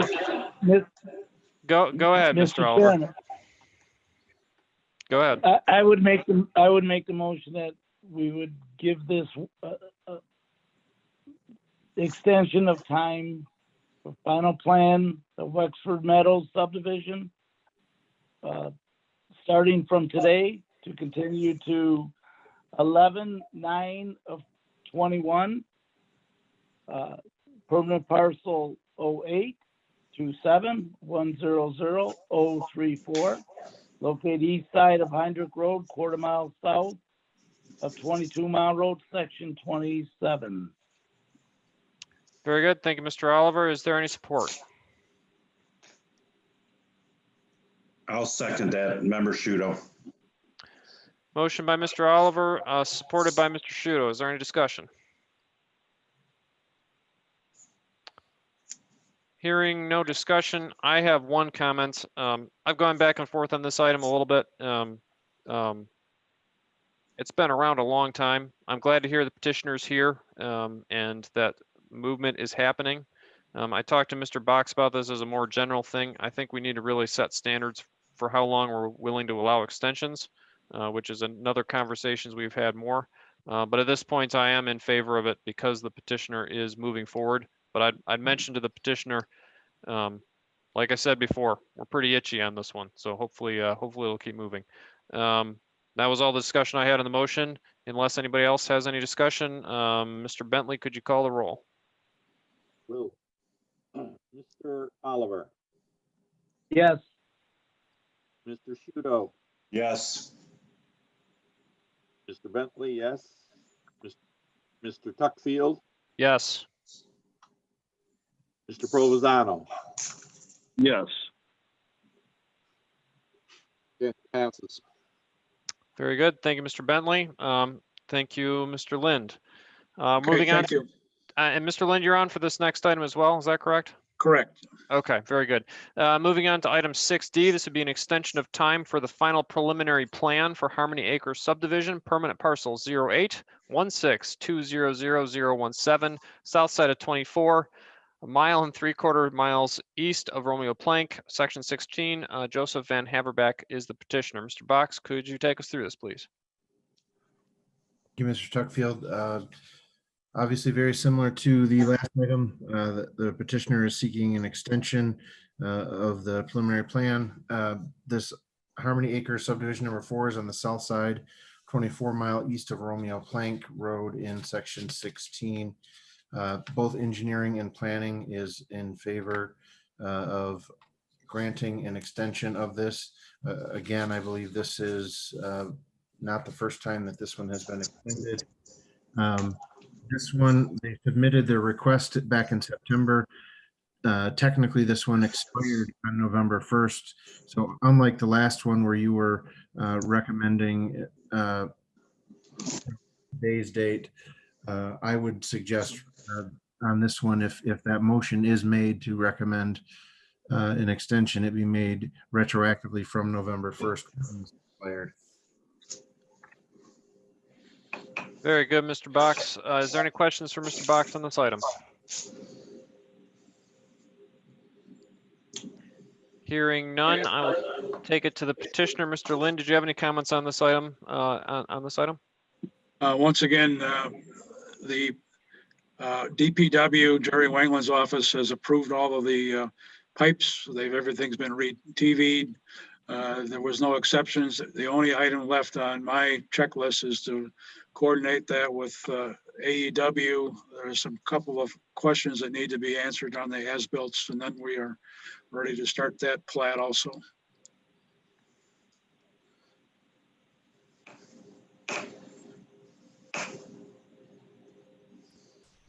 Very good. I was trying to find my mute button here to unmute myself.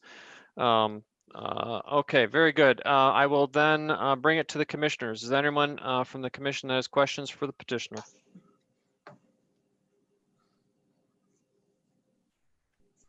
Hearing none. I guess. Go ahead, Mr. Oliver. Yeah, I guess I got one. Mr. Lynn, you're comfortable with this thing getting off the ground finally and something happened with it, either it gets sold or a new buyer buys it and starts developing immediately within the year? No, we're prepared to go ahead and get the thing platted, both of these simultaneously if we can. Okay. Thank Very you. good. Any other questions from the commission? Hearing none, I'm going to take it out to the public. Is there anyone from the public who wishes to speak on this item? I'm going to just say it again. If you wish to do so, please hit *9 on your phone or hit the hand button on your app so that we know you want to speak.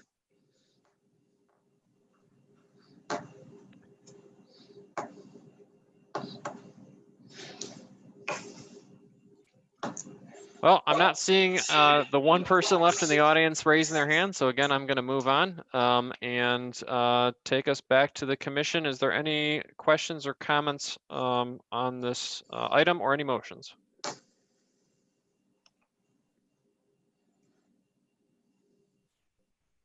Mr. Chairman, Go ahead, Mr. Oliver. I'd also move to extend the time extension starting November 1st to November 1st of 2021 for final preliminary plan of Harmony Acre subdivision, permanent parcel 0816200 017, located on south side of 24 Mile Road, 1 3/4 mile east of Romeo Plank. That is in section 16. Very good. Motion by Mr. Oliver. Is there support? I'll support. This is Commissioner Bentley. Supported by Mr. Bentley. Brief discussion on this. Mr. Box, is that, and my apologies, I was trying to shuffle around my stuff in front of me and you were telling us when we should be, when we should be dating this. Is Mr. Oliver's motion dated correctly? Is that the way you would prefer that we do it? I did not hear the date he said. November 1st is the date that this officially expired. I believe that's when, Mr. Oliver, that's when you dated it for, if I heard you correctly. I could change that to today's date and then expiring 1 year from today. Mr. Box, do you have a preference on that? I would recommend dating it retroactively to November 1st, so that way there is no period where it was expired. Okay. Okay, I'll leave it that. Very good. And Mr. Bentley, you're still good with supporting that motion? Yes, that's what Mr. Oliver had said originally. Okay, very good. Is there any other discussion on the motion? Hearing none, Mr. Bentley, could you call the roll? I will. Mr. Oliver, Yes. Mr. Bentley, yes.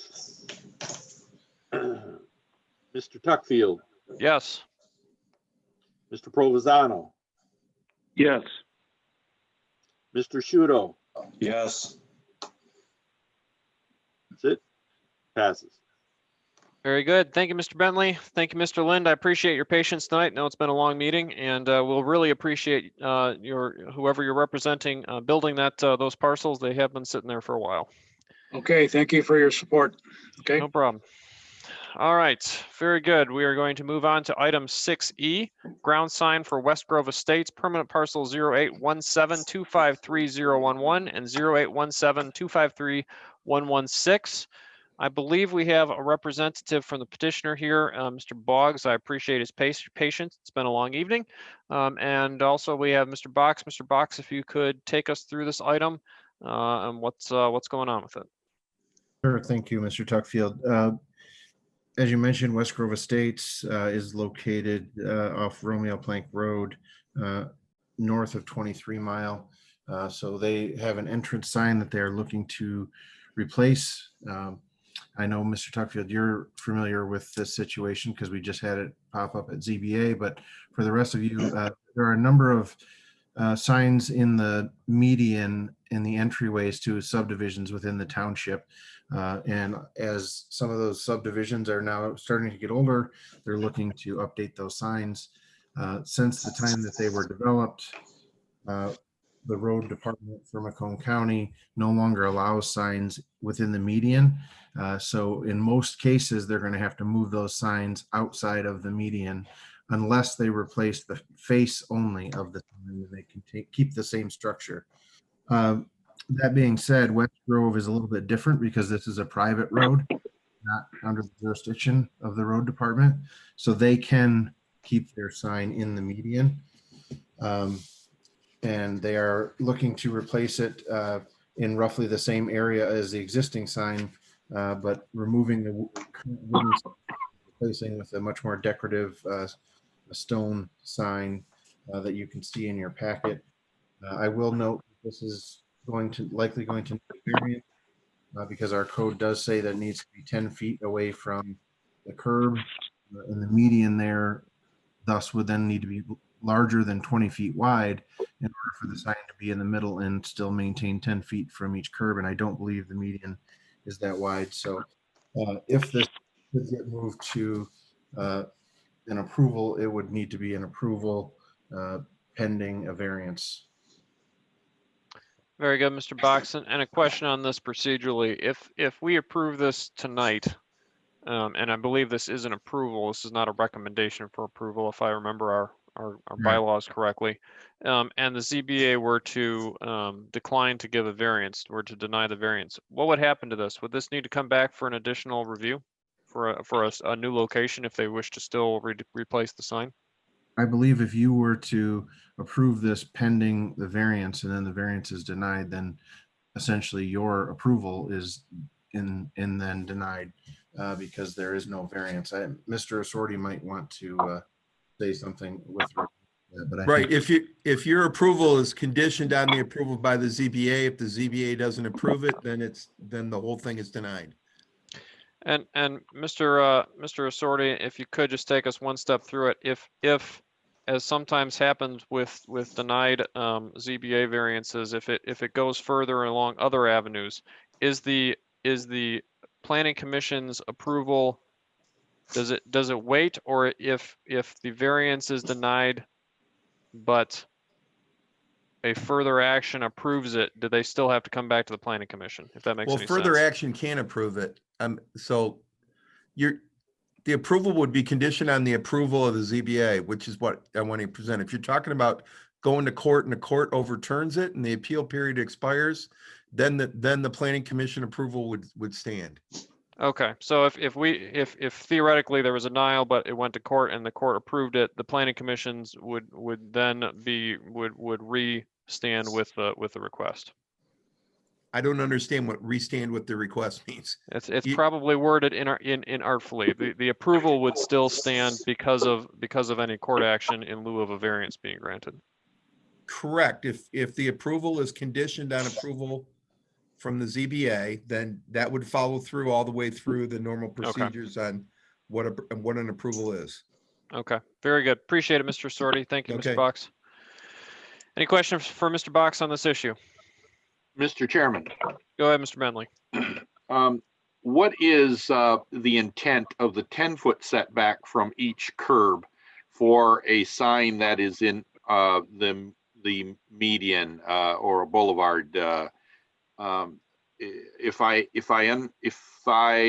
understood what the intent was, I might better be able to judge this. Well, what I would say, Mr. Bentley and Mr. Box and Mr. Assorti can correct me if I'm wrong, that as far as that portion goes, the planning commission will be silent to it. It will end up going to ZBA, and ZBA will have to determine if there is a practical difficulty that allows the petitioner to vary from the ordinance within that regard.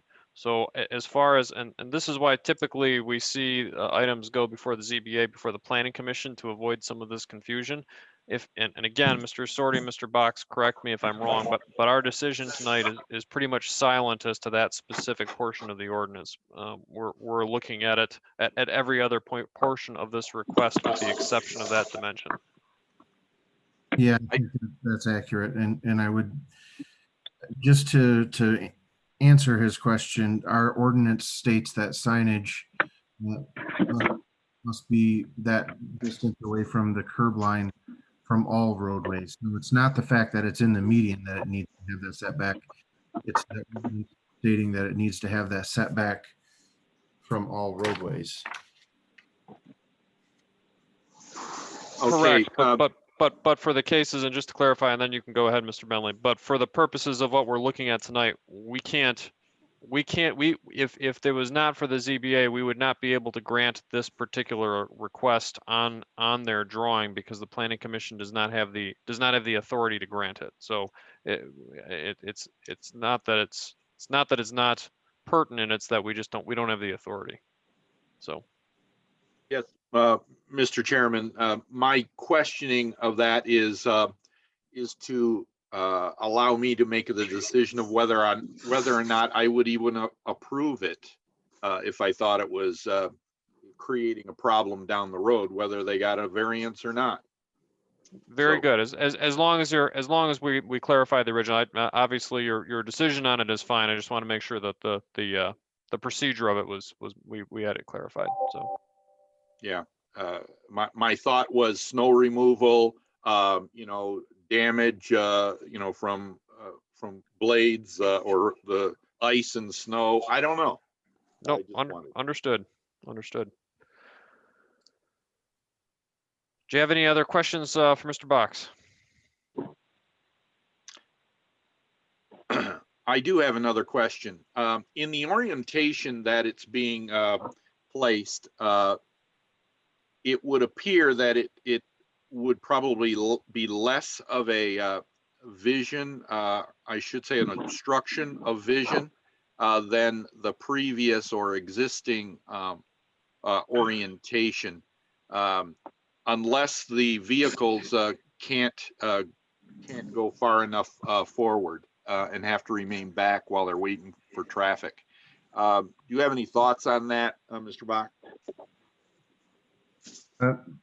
Yeah, in general, you're correct. You step back further from the Romeo Plank roadway, thus creating a larger clear vision area. You're right. I think what they're proposing might actually be a little safer than what the existing configuration. All right, thank you. That's all I have, Mr. Chairman. Thank you, Mr. Bentley. Any other questions for Mr. Box? Hearing none, I actually do have one, Josh. I don't have one in my packet. Do we have a drawing of the face? I have what amounts to a site location, but I don't believe I have anything in my packet that indicates the face. Is that something that we typically require? We're looking for the sizing on it as well, correct? Yeah, I do have in front of me. It's kind of a stone base, rounded sign that says West Grove Estates in the stones. And I'm jumping ahead a little bit. Mr. Boggs, I think you were looking to share your screen earlier. Do you have that? Is that something you can show the commission as part of your comments? I'm trying to figure out how to do that. I'm, like I said, I'm new at this. I'm going to my program that I use for this. I'm looking at the drawing right now. I don't know if it shows up on your screen. It does not at the moment. And for the record, this is Bob Boggs representing the petitioner from Wooden Graphics LLC. Is that correct, Mr. Boggs? Yes, Wooden Graphics is my company, and it's Rob, not Bob. Okay, my apologies. That's okay. I'm fine with it. Automatically share desktop. I'm trying to pick the things that I can do to. No problem. Take your time. The screen. I'm at that right now, and I'm pushing share screen, and you're not seeing anything. I believe Mr. Box has there it is. Mr. Box has it up now. Oh, great. Yep.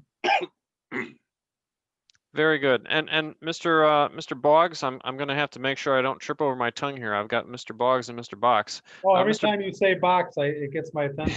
Well, I hadn't thought about it the whole time. I hadn't thought about it till just now, but I'll have to make sure I don't trip up. Mr. Boggs, if you could give any comments on this that you might have.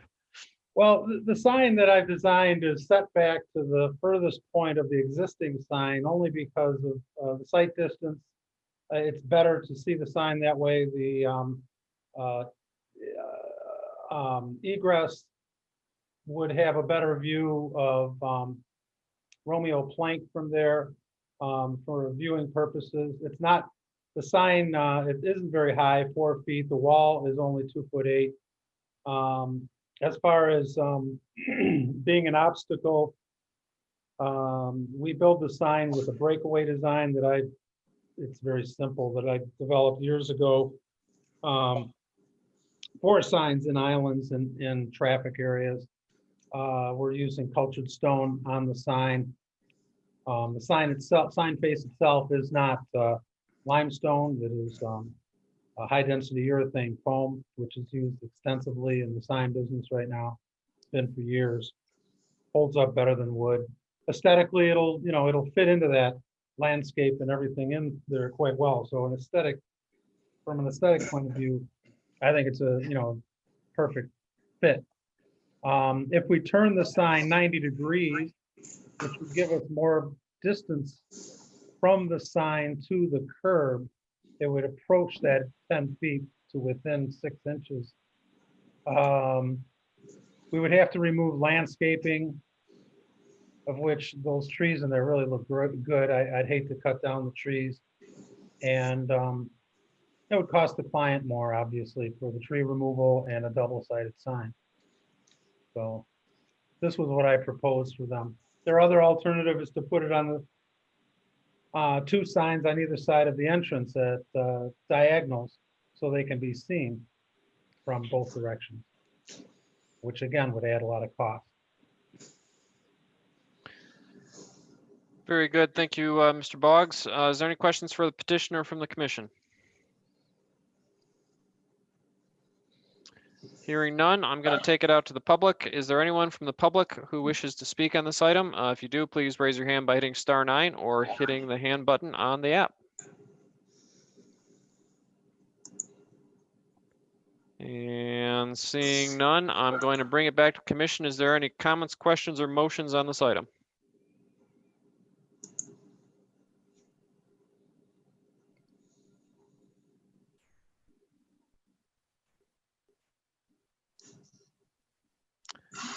Any motions? Mr. Chairman, Mr. Oliver. with all the back and forth on this, with the subject to the variance, I'm gonna give this a shot. My motion is to approve this ground sign subject to the variance. And it sounds like whatever way the variance goes, we'll follow what we're doing here tonight. Permanent parcel 08-17-253-001 in 08-17-253-116. Located on west side of Romeo Plank Road, north of 23 Mile Road, section 17. Very good. Thank you, Mr. Oliver. Mr. Oliver has made a motion. Is there any support? I'll support it. Supported by Member Bentley. Is there any discussion?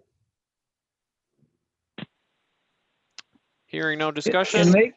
Go ahead, Mr. Oliver. Mr. Chairman. Yeah. I'm gonna make clear, if this thing fails at variance, it sounds like it's gonna fail here. So if it gets approved at variance, it'll follow. This will follow our approval here will follow the variance. So, Mr. Oliver, if I can, your motion is to make this approval conditional upon passing of a variance. Yeah, it really has to. Okay, very good. I feel it should. And Mr. Bentley, you're good with that clarification of his motion? Yes, that was the intent I thought was mentioned. Very good. Mr. Oliver, are you good, or are you okay with us proceeding to a vote? Yeah. Okay. Let's vote. All right, very good. Mr. Bentley, please call the roll. Okay, Mr. Oliver. Yes. Okay, Mr. Bentley, yes. Mr. Tuckfield. Yes. Mr. Provenzano. Yes. Mr. Shudo. Yes.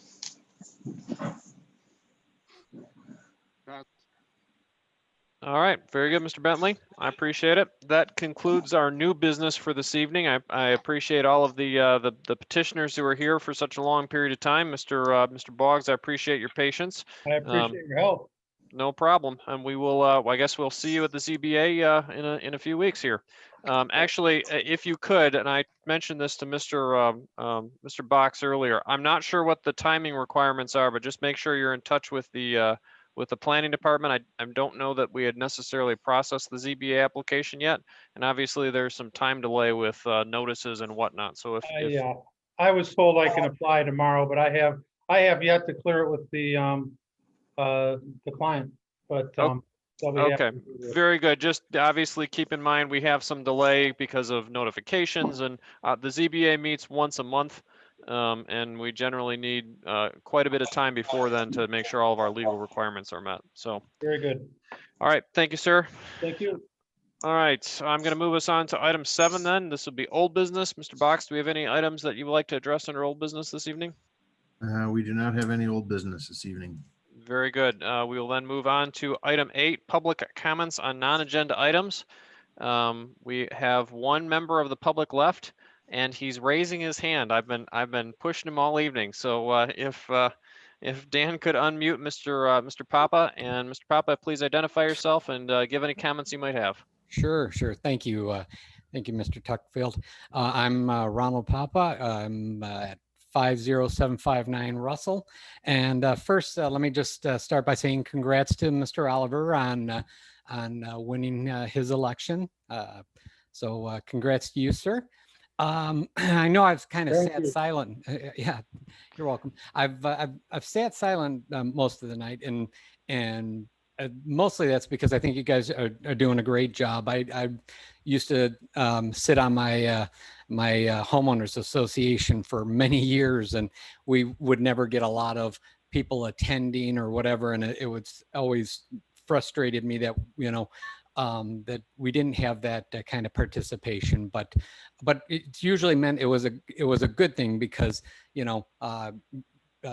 because they were trusting the job that you were doing. So kudos to you guys in that regard.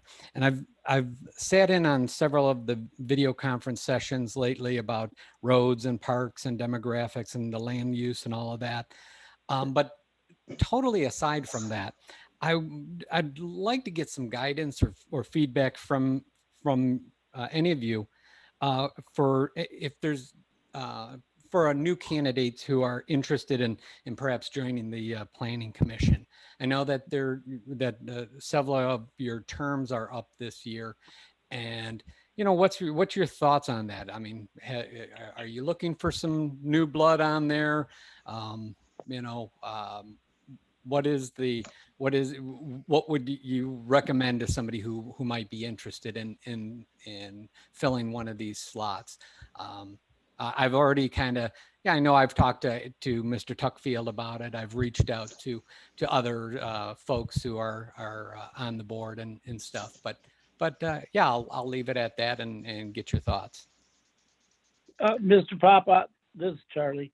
Hello. I'm going to weigh in on it just briefly. What I want you to do, because I have seen you in all the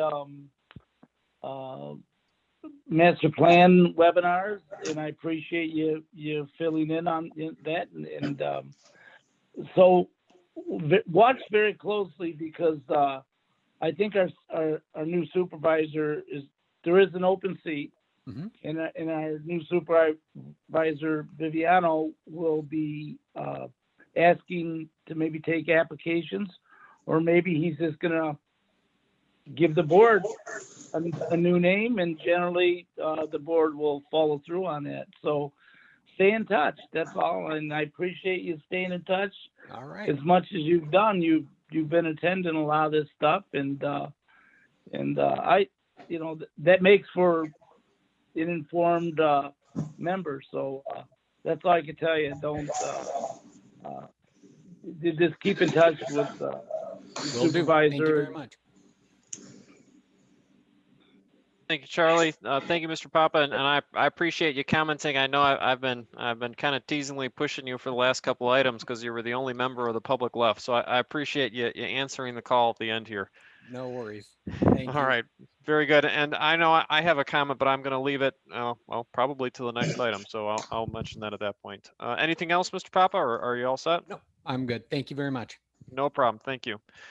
All right, that was our only member of the public. So I am going to move on to item 9, which is commissioner comments. Are there any comments from the commissioners? Yeah, this is member Shudo. Josh, I'd like to thank you again for your master plan webinars. I think they're very informative. And I think the last one, there were some questions brought up about some luxurious apartments we were looking at. We were looking at affordable housing. And I think we looked at the town center, the master plan.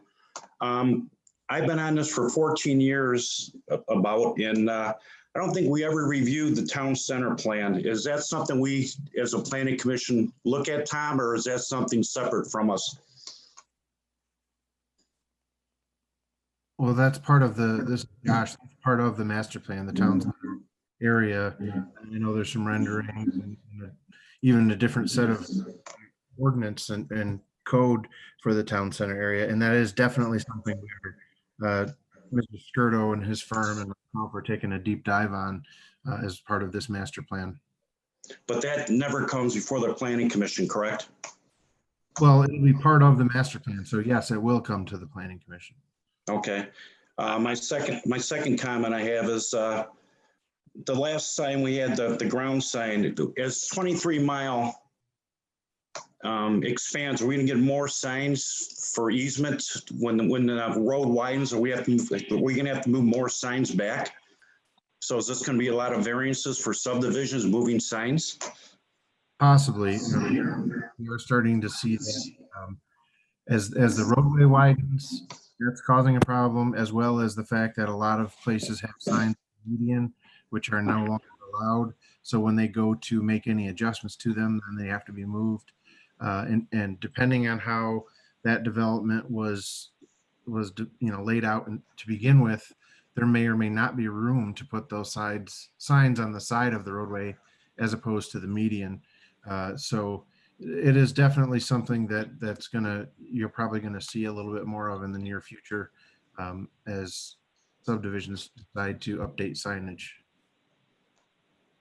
Okay, and I'd also like to congratulate Charlie for his win, and I'd also like to thank Janet and all the past board members for their service the last few years. That's all of my comments I have tonight.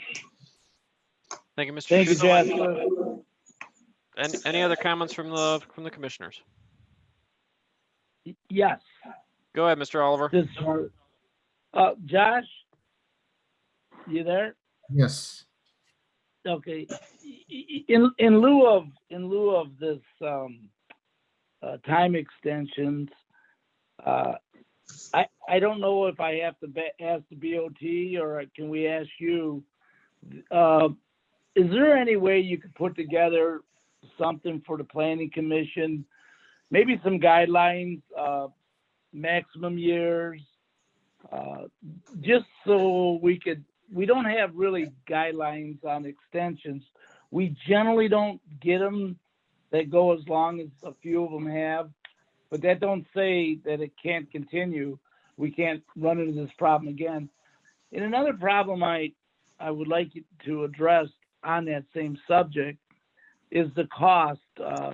I really feel if somebody comes in and asks for an extension, I feel that we use our resources to put all that together so they can get on the agenda, and there should be a fee attached to that.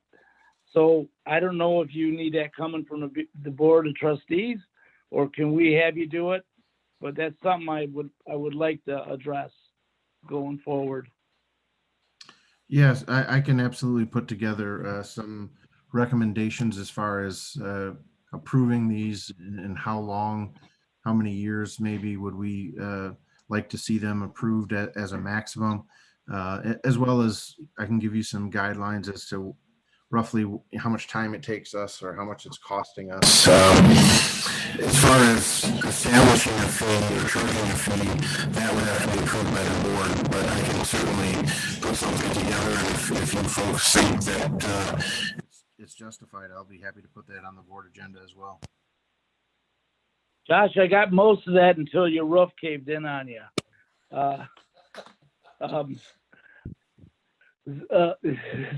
Did you say you were going to be able to put something together? Because it sounded like your roof fell in on you. I don't know what you heard, but yes, I can put something together and show you some recommendations for how long we maybe should be extending, how many years, as well as the cost for these items and how much they're costing us in terms of Great. time, man hours. As far as establishing a fee for those, that would have to be approved by the board, but I'd be happy to put that on the board agenda if you guys think that that's justified. I think I can speak for most of the board members are at least thinking what I'm thinking, because I don't think this is ever going to go away, and I feel we should have some kind of parameters set so when people come in, they know what to expect when they ask for these requests. And okay. Yep. And that's it. Thanks, Josh. All right. Thank you, Mr. Oliver. Thank you, Mr. Box. Any other comments from commissioners? Yes, Mr. Chairman. Go ahead, Mr. Bentley. My comments center around the master plan and the I don't know what you'd call them, town halls or the workshops. Workshops, yes, and unfortunately, I wasn't able to go to them. But what I really appreciated is the fact that I could go back to them. I could play them over a couple of times, areas that, I was trying to totally understand. It was a great tool to be able to really dive in a little bit deeper and understand what was going on and, look at the plans. So I really appreciate all the hard work that's going into it and, the planning and everything. So, I look forward to this Thursday's event as well, and I think we're on a good path. Very good. Thank you, Mr. Bentley. Mr. Provenzano, I think that just leaves you. Do you have any comments this evening? No. Okay. No. Very good. Well, actually, it leaves everybody but me, and everybody knows me. I probably can't go many meetings without saying something at the end. A couple things.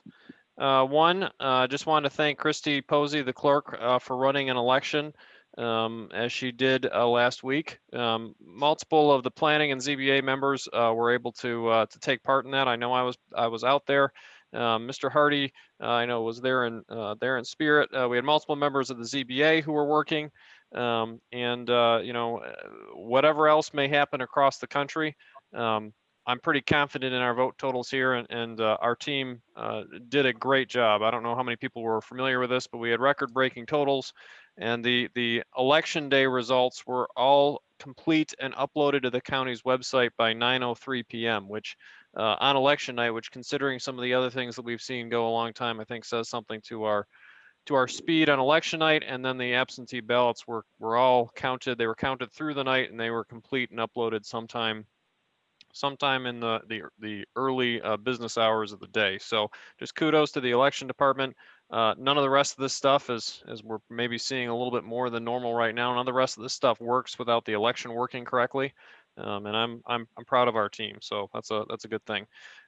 Secondarily to that, I want to congratulate the winners. Charlie, I'm glad you win. We've all worked with you here, but I'm glad the township returned you as a trustee. We're happy to see you there.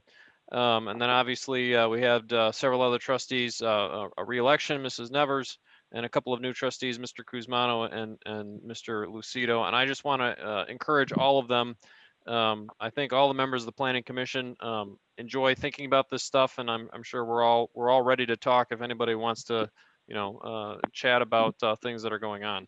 And then obviously Mr. Viviano, Mr. Gillette, and then obviously Miss Posey has been reelected. So looking forward to all that. I wanted to echo Jasper's sentiments. There's a few outgoing trustees. Miss Smith, who was appointed and had to deal with a very unusual time and some unusual circumstances. I've really appreciated all of her time and dedication. And then Miss Dunn and Miss Goodhue, who I have worked with to some extent for a number of years. I know other people have worked with them longer. And obviously there's been some political there's been some political issues at the end of their careers here as public officials, but I know that I've worked with them before, and I've always appreciated their dedication to what they were trying to do. I think they were very dedicated to that, and so I appreciate their time. Past that, I wanted to mention a couple things with a master plan. One, Josh, do we have to do anything with, I know something that we talked about procedurally early on was we'd consider doing a steering committee. Is that something we're still doing? Is there any action that the planning commission has to take on that? Not at this time, but it is something that we'll be doing. We've kind of identified some folks that we might ask to participate in that. Essentially, the plan is to finish up the meetings in November and then really sit down and figure out where we want to go. And that's when the steering committee would start to become, a vital group. We do want to work with, both planning commission and ZBA as well as the township board, but also we need to be mindful of just how many folks are invited to those meetings so that we don't violate any Open Meetings Act. We have a quorum of any of those boards. So we do have some folks that we, but we haven't established an official committee yet. Very good. And I just echo some of the other comments that the workshops have been very helpful, as has having them be recorded. A comment from Mr. Papa. I appreciate him hanging on. I've noticed, like Charlie has, I don't think we've had a planning commission meeting or workshop in the last two months or so, maybe longer than that he hasn't attended. And so appreciate that. You were asking what someone would be recommended to do if they want a position, and there's certainly a lot of potential things, but I'd say that attending meetings is probably high up on that list. So appreciate your interest in continuing in it, and it's certainly noticed, and we'll look forward to seeing who Mr. Viviano appoints and see how that goes. And then last, hey Aaron, I wanted to ask you, how's Michael doing? I haven't. You guys were giving updates. Is he doing pretty good? I could give a little report on that. I'm not familiar with it. The only thing I would caution, I'm not sure how much he's talked about it. So I don't know how we want to handle that. I haven't heard anything, Charlie. I'll leave it up to you if you want to handle it. Why, are we on YouTube? well, we will be. I talked to him last night. He's doing good. He's resting well, and everything is in progress mode. And good. He misses all of us. He really does. And so things are looking forward. Okay. Good. Thanks, Charlie, and thanks for keeping up on that. I know all of our thoughts and prayers are with him. So yeah. And the Sharon wants to thank everyone that prayed for Mike and helped him through this, and so she wants to thank everyone also. Okay. We appreciate the update, and yeah, I think there was a lot of people praying, and just as context for people, as might be obvious, Mr. Hardy was having some personal issues, and we hope to see him back here soon. I know that I was chairing tonight. It's possible I might chair one more meeting, but we hope to see him back shortly. So.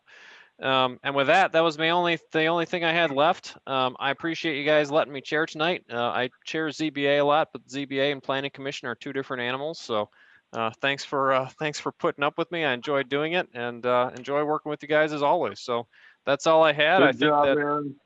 Oh, actually, I'm saying that, and thank you, Nunzio. It's actually not all we have. We have 4 more items. I better roll through those pretty quickly.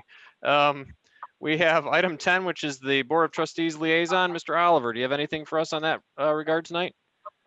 Yeah, just briefly, in our packet tomorrow, we got correspondence on Josh's new employee, and we're moving forward on that. So that's a positive thing for planning department and also Josh. And that's it. Good to hear. All right, that takes us to the ZBA liaison update, which would be myself. I'm going to keep it brief, but just to say, as we mentioned with signs tonight, there are some items that are cropping up at ZBA that probably make sense to address at the Planning Commission sooner rather than later. You know, that's part of why we have the liaison, but there's certainly some things that we will probably need to take a look at so that they're covered in the ordinance and not more of a variable that the ZBA is trying to decide. But I will leave that for another night. Mr. Box, anything else from you this evening? Yeah, I do have a couple items. First and foremost, thanks everyone for the kind words on the master plan. We are working hard and trying to move that forward as much as we can. And I appreciate you guys participating either live in those meetings or listening to them after the fact, and keep encouraging folks to participate. We're going to leave the survey out there for a little bit longer, as well as the photo contest. And we've had very few entries in that photo contest. So please let people know, go out, take some pictures of the township, what they're proud of, what they like, and submit that. So what you're saying, Josh, is that everybody who submits has a really good chance of getting some gift cards and a free meal? Absolutely. Well, people should get there. You know, they say there's no such thing as a free lunch, but if you can submit a picture and get a free lunch, I think that's close enough. And so then my next item I wanted to talk about quickly, I know we've had a long meeting, so I'll try to make this as brief as possible. You know, as we work with developers, you know, when we bring items in front of the Planning Commission for you guys to review, in many cases, they have come in to talk to us internally about what they're thinking about. In many cases, they've submitted 2, 3, 4 drafts of their plans. We provide feedback to try to get it in the best shape as possible before it gets to the Planning Commission. And in some cases, they ask specifically to be on an agenda, and we do allow that if they specifically want, whether we recommend approval or not. If they want to be on the agenda, we put them on the agenda. But that being said, there's some pieces of property around the township that are primed for development, and one of those, recently we've been working with a developer about possibly locating a development there, and in the process, we have found that there is a large area of wooded wetlands. And as you guys are the keepers of the master plan, you guys approve and adopt that document. That document then guides development.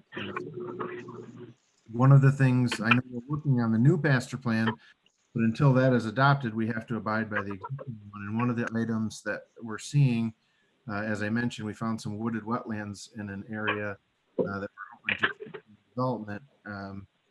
In section 17 of the township, where Leone Drive is currently kind of fragmented, the area just to the east of what will be future Garfield, there's a segment of wooded wetlands where we're finding it's not feasible to connect Leone Drive through, and that could cause a hang up. If we continue to require that to be pushed through, it may hinder that property from ever developing. And that being said, I would actually like to ask the board if they can make a recommendation or ask the commission, excuse me, to make a recommendation to the board to approve the distribution of an amendment to the master plan showing Leone Drive terminating east of the identified wooded wetland. And by distribution, what we mean is the law requires us to notify our neighboring communities anytime we amend or update our master plan.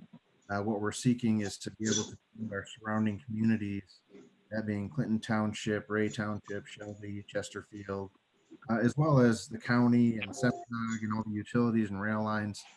There's a 63-day period required for them to provide comments back to us about any amendments. And this is kind of in the middle of the township and it won't really affect them. We're still required to notify them and leave the 63-day period for them to provide comments. So I would ask if you guys could please motion to recommend the board to approve the distribution of this amendment, existing master plan.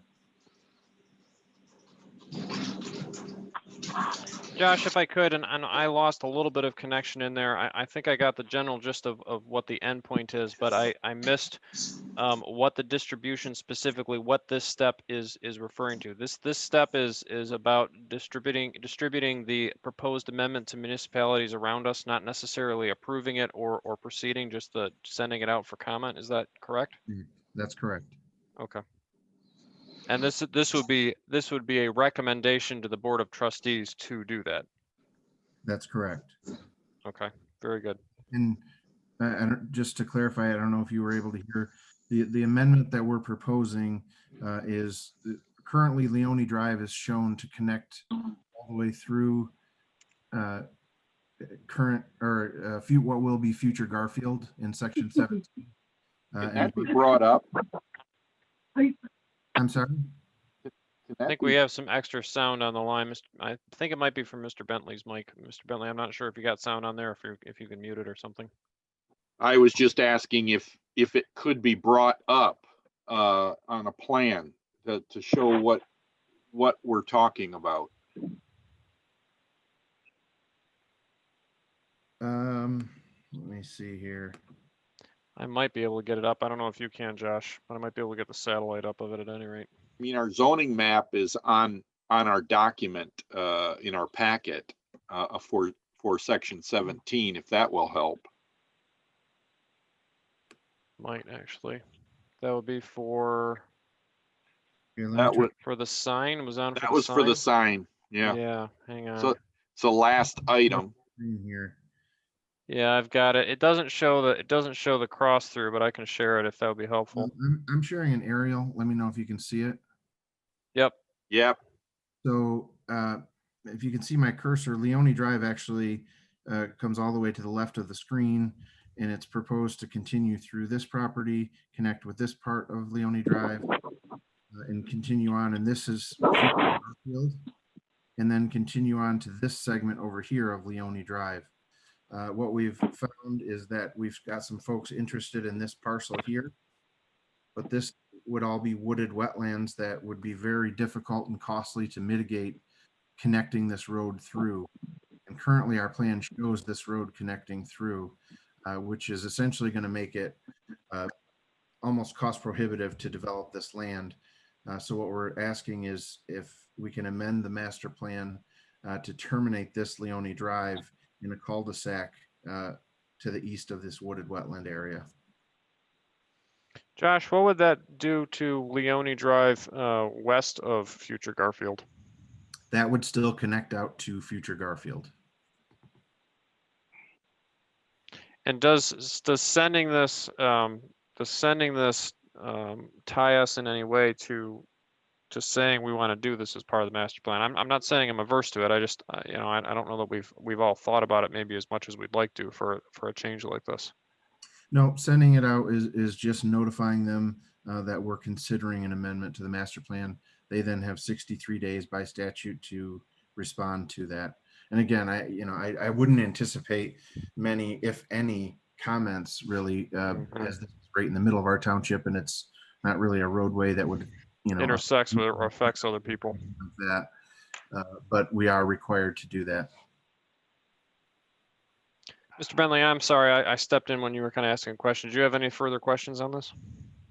I guess you said it's a wooded wetland. I'm wondering if Eagle has to be involved, and if it's a wetland because the drain, I can't read it, Crittenden drain is not flowing properly. Is there a reason why it's considered a wetland now? And if it is a problem with a drain, if that were corrected, does it still remain a wetland? Well, I think this many, many years ago was probably a farm field, and it probably did not contain wetlands at that time. And quite often when farm fields start to be not farmed anymore, wetlands start to show up and they start to grow. And at this point, they've been identified now by Eagle as wooded wetlands. So they would require mitigation to connect that roadway through, unless, as you said, if there's an issue with Crittenden Drain, it might take then still several years for any correction to the Crittenden Drain to make that wetland go away and be identified again as no longer a wetland. And again, essentially prohibiting development on this property.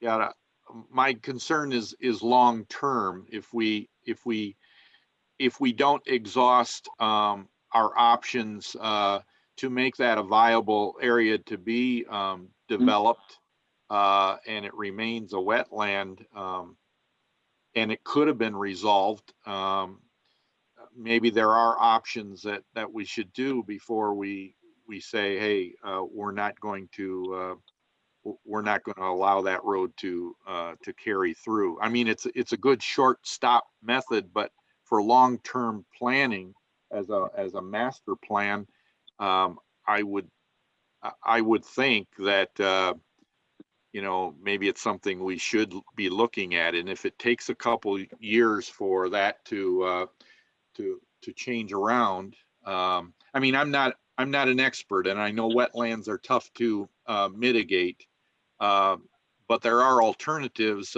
especially when there's drain issues that have created it where it shouldn't have been. And just by neglect, it wasn't a wetland because it's low and it's near floodplains and it's near waterways. It's a floodplain because nobody drained it. I mean, it's a wetland because it never got managed properly. So I think that's a different classification, and I would hate to just change our master plan if there's an alternative, a less costly alternative than to totally mitigate. Sure. I will say you will have an item on your agenda at your next meeting regarding this property. And you'll see a little bit more at that time. The type of development that was going in here, and in discussions with them, I think they would be interested in if we can remove the requirement to connect Leone Drive through. I think they would be interested in making this some type of conservation easement that could essentially never be developed, and that would actually provide a nice buffer between this development and this residential community that's to the north.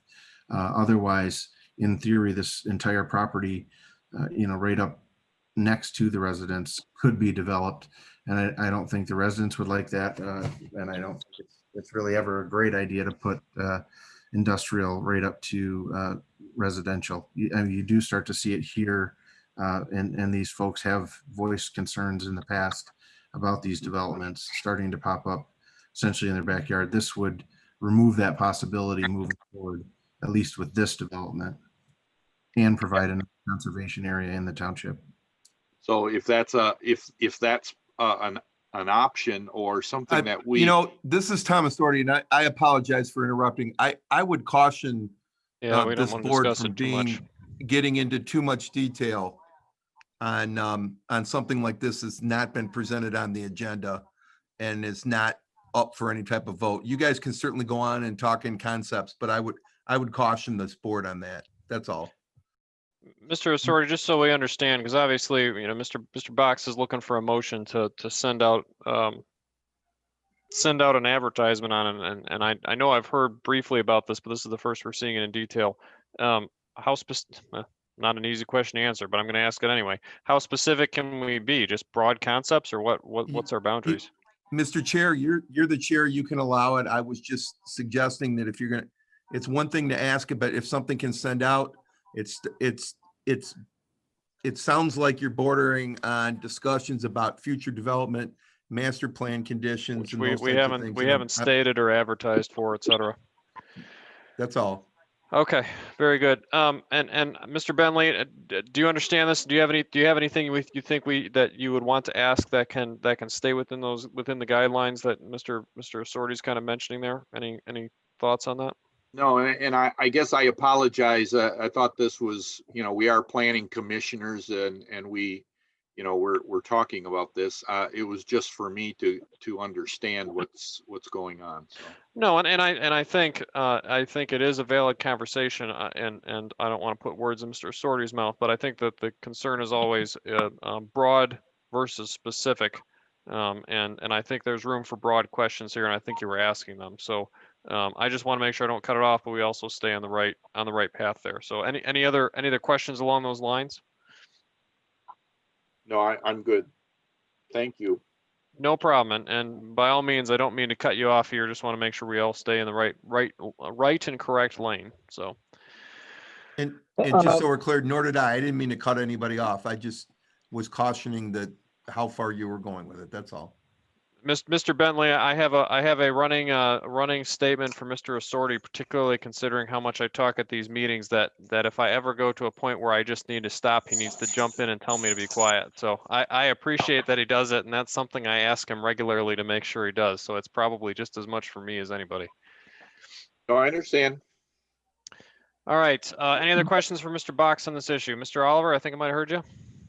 Yeah, Josh, do you got a recommendation? What do you want us to do tonight on this? Is this information you're giving us? Or do you need us to do something tonight? Yeah, I was hoping to possibly get a motion so you could recommend to the board approval of distribution of a potential amendment to the master plan. I'd make that motion. Motion by Mr. Oliver to recommend to the Township Board distribution of an amendment of the master plan. Is there any support? So moved. Support it. I think I heard Mr. Bentley first. Mr. Oliver made the motion, supported by Mr. Bentley. I do have a question on this, not to exhaust this too much, Mr. Box, but just want to make sure. So we would send them the notification that we are planning on doing this, or we would send them a proposed amendment? We would send them a proposed amendment. And if we modify it after those 62 days, then what happens? Do we have to send it out again? Does it start the time over? That's correct. I believe it would start the 63 days over, which again, as you know, any development wants to move forward, the quicker we can get on top of this, if this is something we're interested in, the better. Well, I will just say, as part of discussion, that I am open to looking at this, but I feel a little bit uncomfortable sending out a proposed amendment to the master plan that I have not read. Obviously, Josh, we trust you here, and you've given us a description of it, and so I would say that I probably will vote yes for this, but I want to caution anyone who's relying upon this process that I am not restricting myself to voting no in the future or completely being opposed to it, depending on what facts that we see when it's presented. I generally don't like voting on things that I haven't seen. And I think we're kind of doing that here. I understand the reason for it, but I want to make sure people from the development or anything else understand that I want to see what we got here before I proceed further with it. And my answer may be yes, it may be no. I won't know until I read it. That said, go ahead, Mr. Bentley.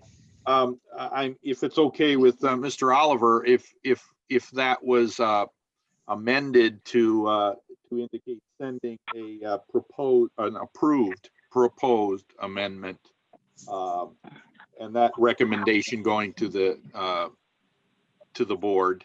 I don't think do we necessarily have time for that? I think that's part of the problem. Is they want to go to this tomorrow and send it out. Aaron, can I weigh in on this? Go ahead, Mr. Oliver.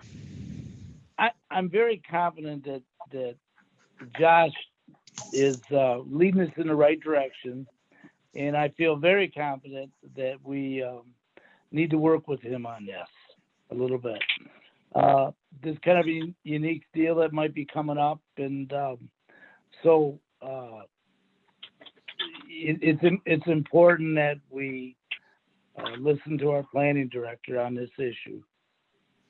And Mr. Oliver, I would agree with you, which is why I would vote yes, even though I don't generally vote yes on things that I've never read. But I still want to make sure that the concept is Sure, known. Aaron, and Aaron, I appreciate that, because I understand what you and Mr. Bentley are thinking. I just generally, when Josh brings stuff up, he's got some reasons for it. He stated a few tonight, and I think they're substantial. So that's why I brought that motion to the board. No problem. And just to clarify, your motion is remaining as originally stated? Yeah. Yep. Okay, very good. Mr. Bentley, I believe Mr. Oliver's motion is as originally stated. Do you want to maintain your support, or is that changed? No, I'm fine. Okay, very good.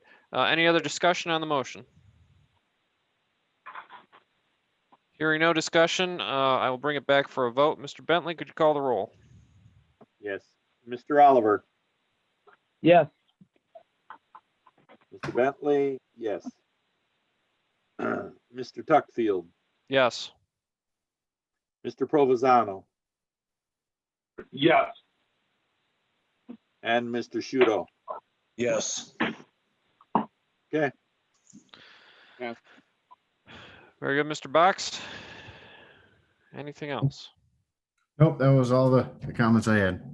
Okay, and if you have something else, feel free to bring it up. I'm not trying to discourage anything. So, well, if you have nothing else, I think that concludes the business for this evening. Actually, instead of like after item 7 when I tried to cut us off. So I appreciate everyone's forbearance tonight. I'm glad we'll have Mr. Hardy back shortly, and I will entertain a motion for adjournment. So move, Mr. Chairman. Member Shudo. Motion by Mr. Shudo. Is there support? Support from Bentley. Support by Mr. Bentley. Mr. Bentley, could you call the roll? I will. Mr. Shudo. Yes. Mr. Bentley, yes. Mr. Oliver, Yes. Mr. Tuckfield, Yes. Mr. Provenzano. Yes. Very good. As of 9:43, this planning commission meeting has been adjourned. Thank you, everyone.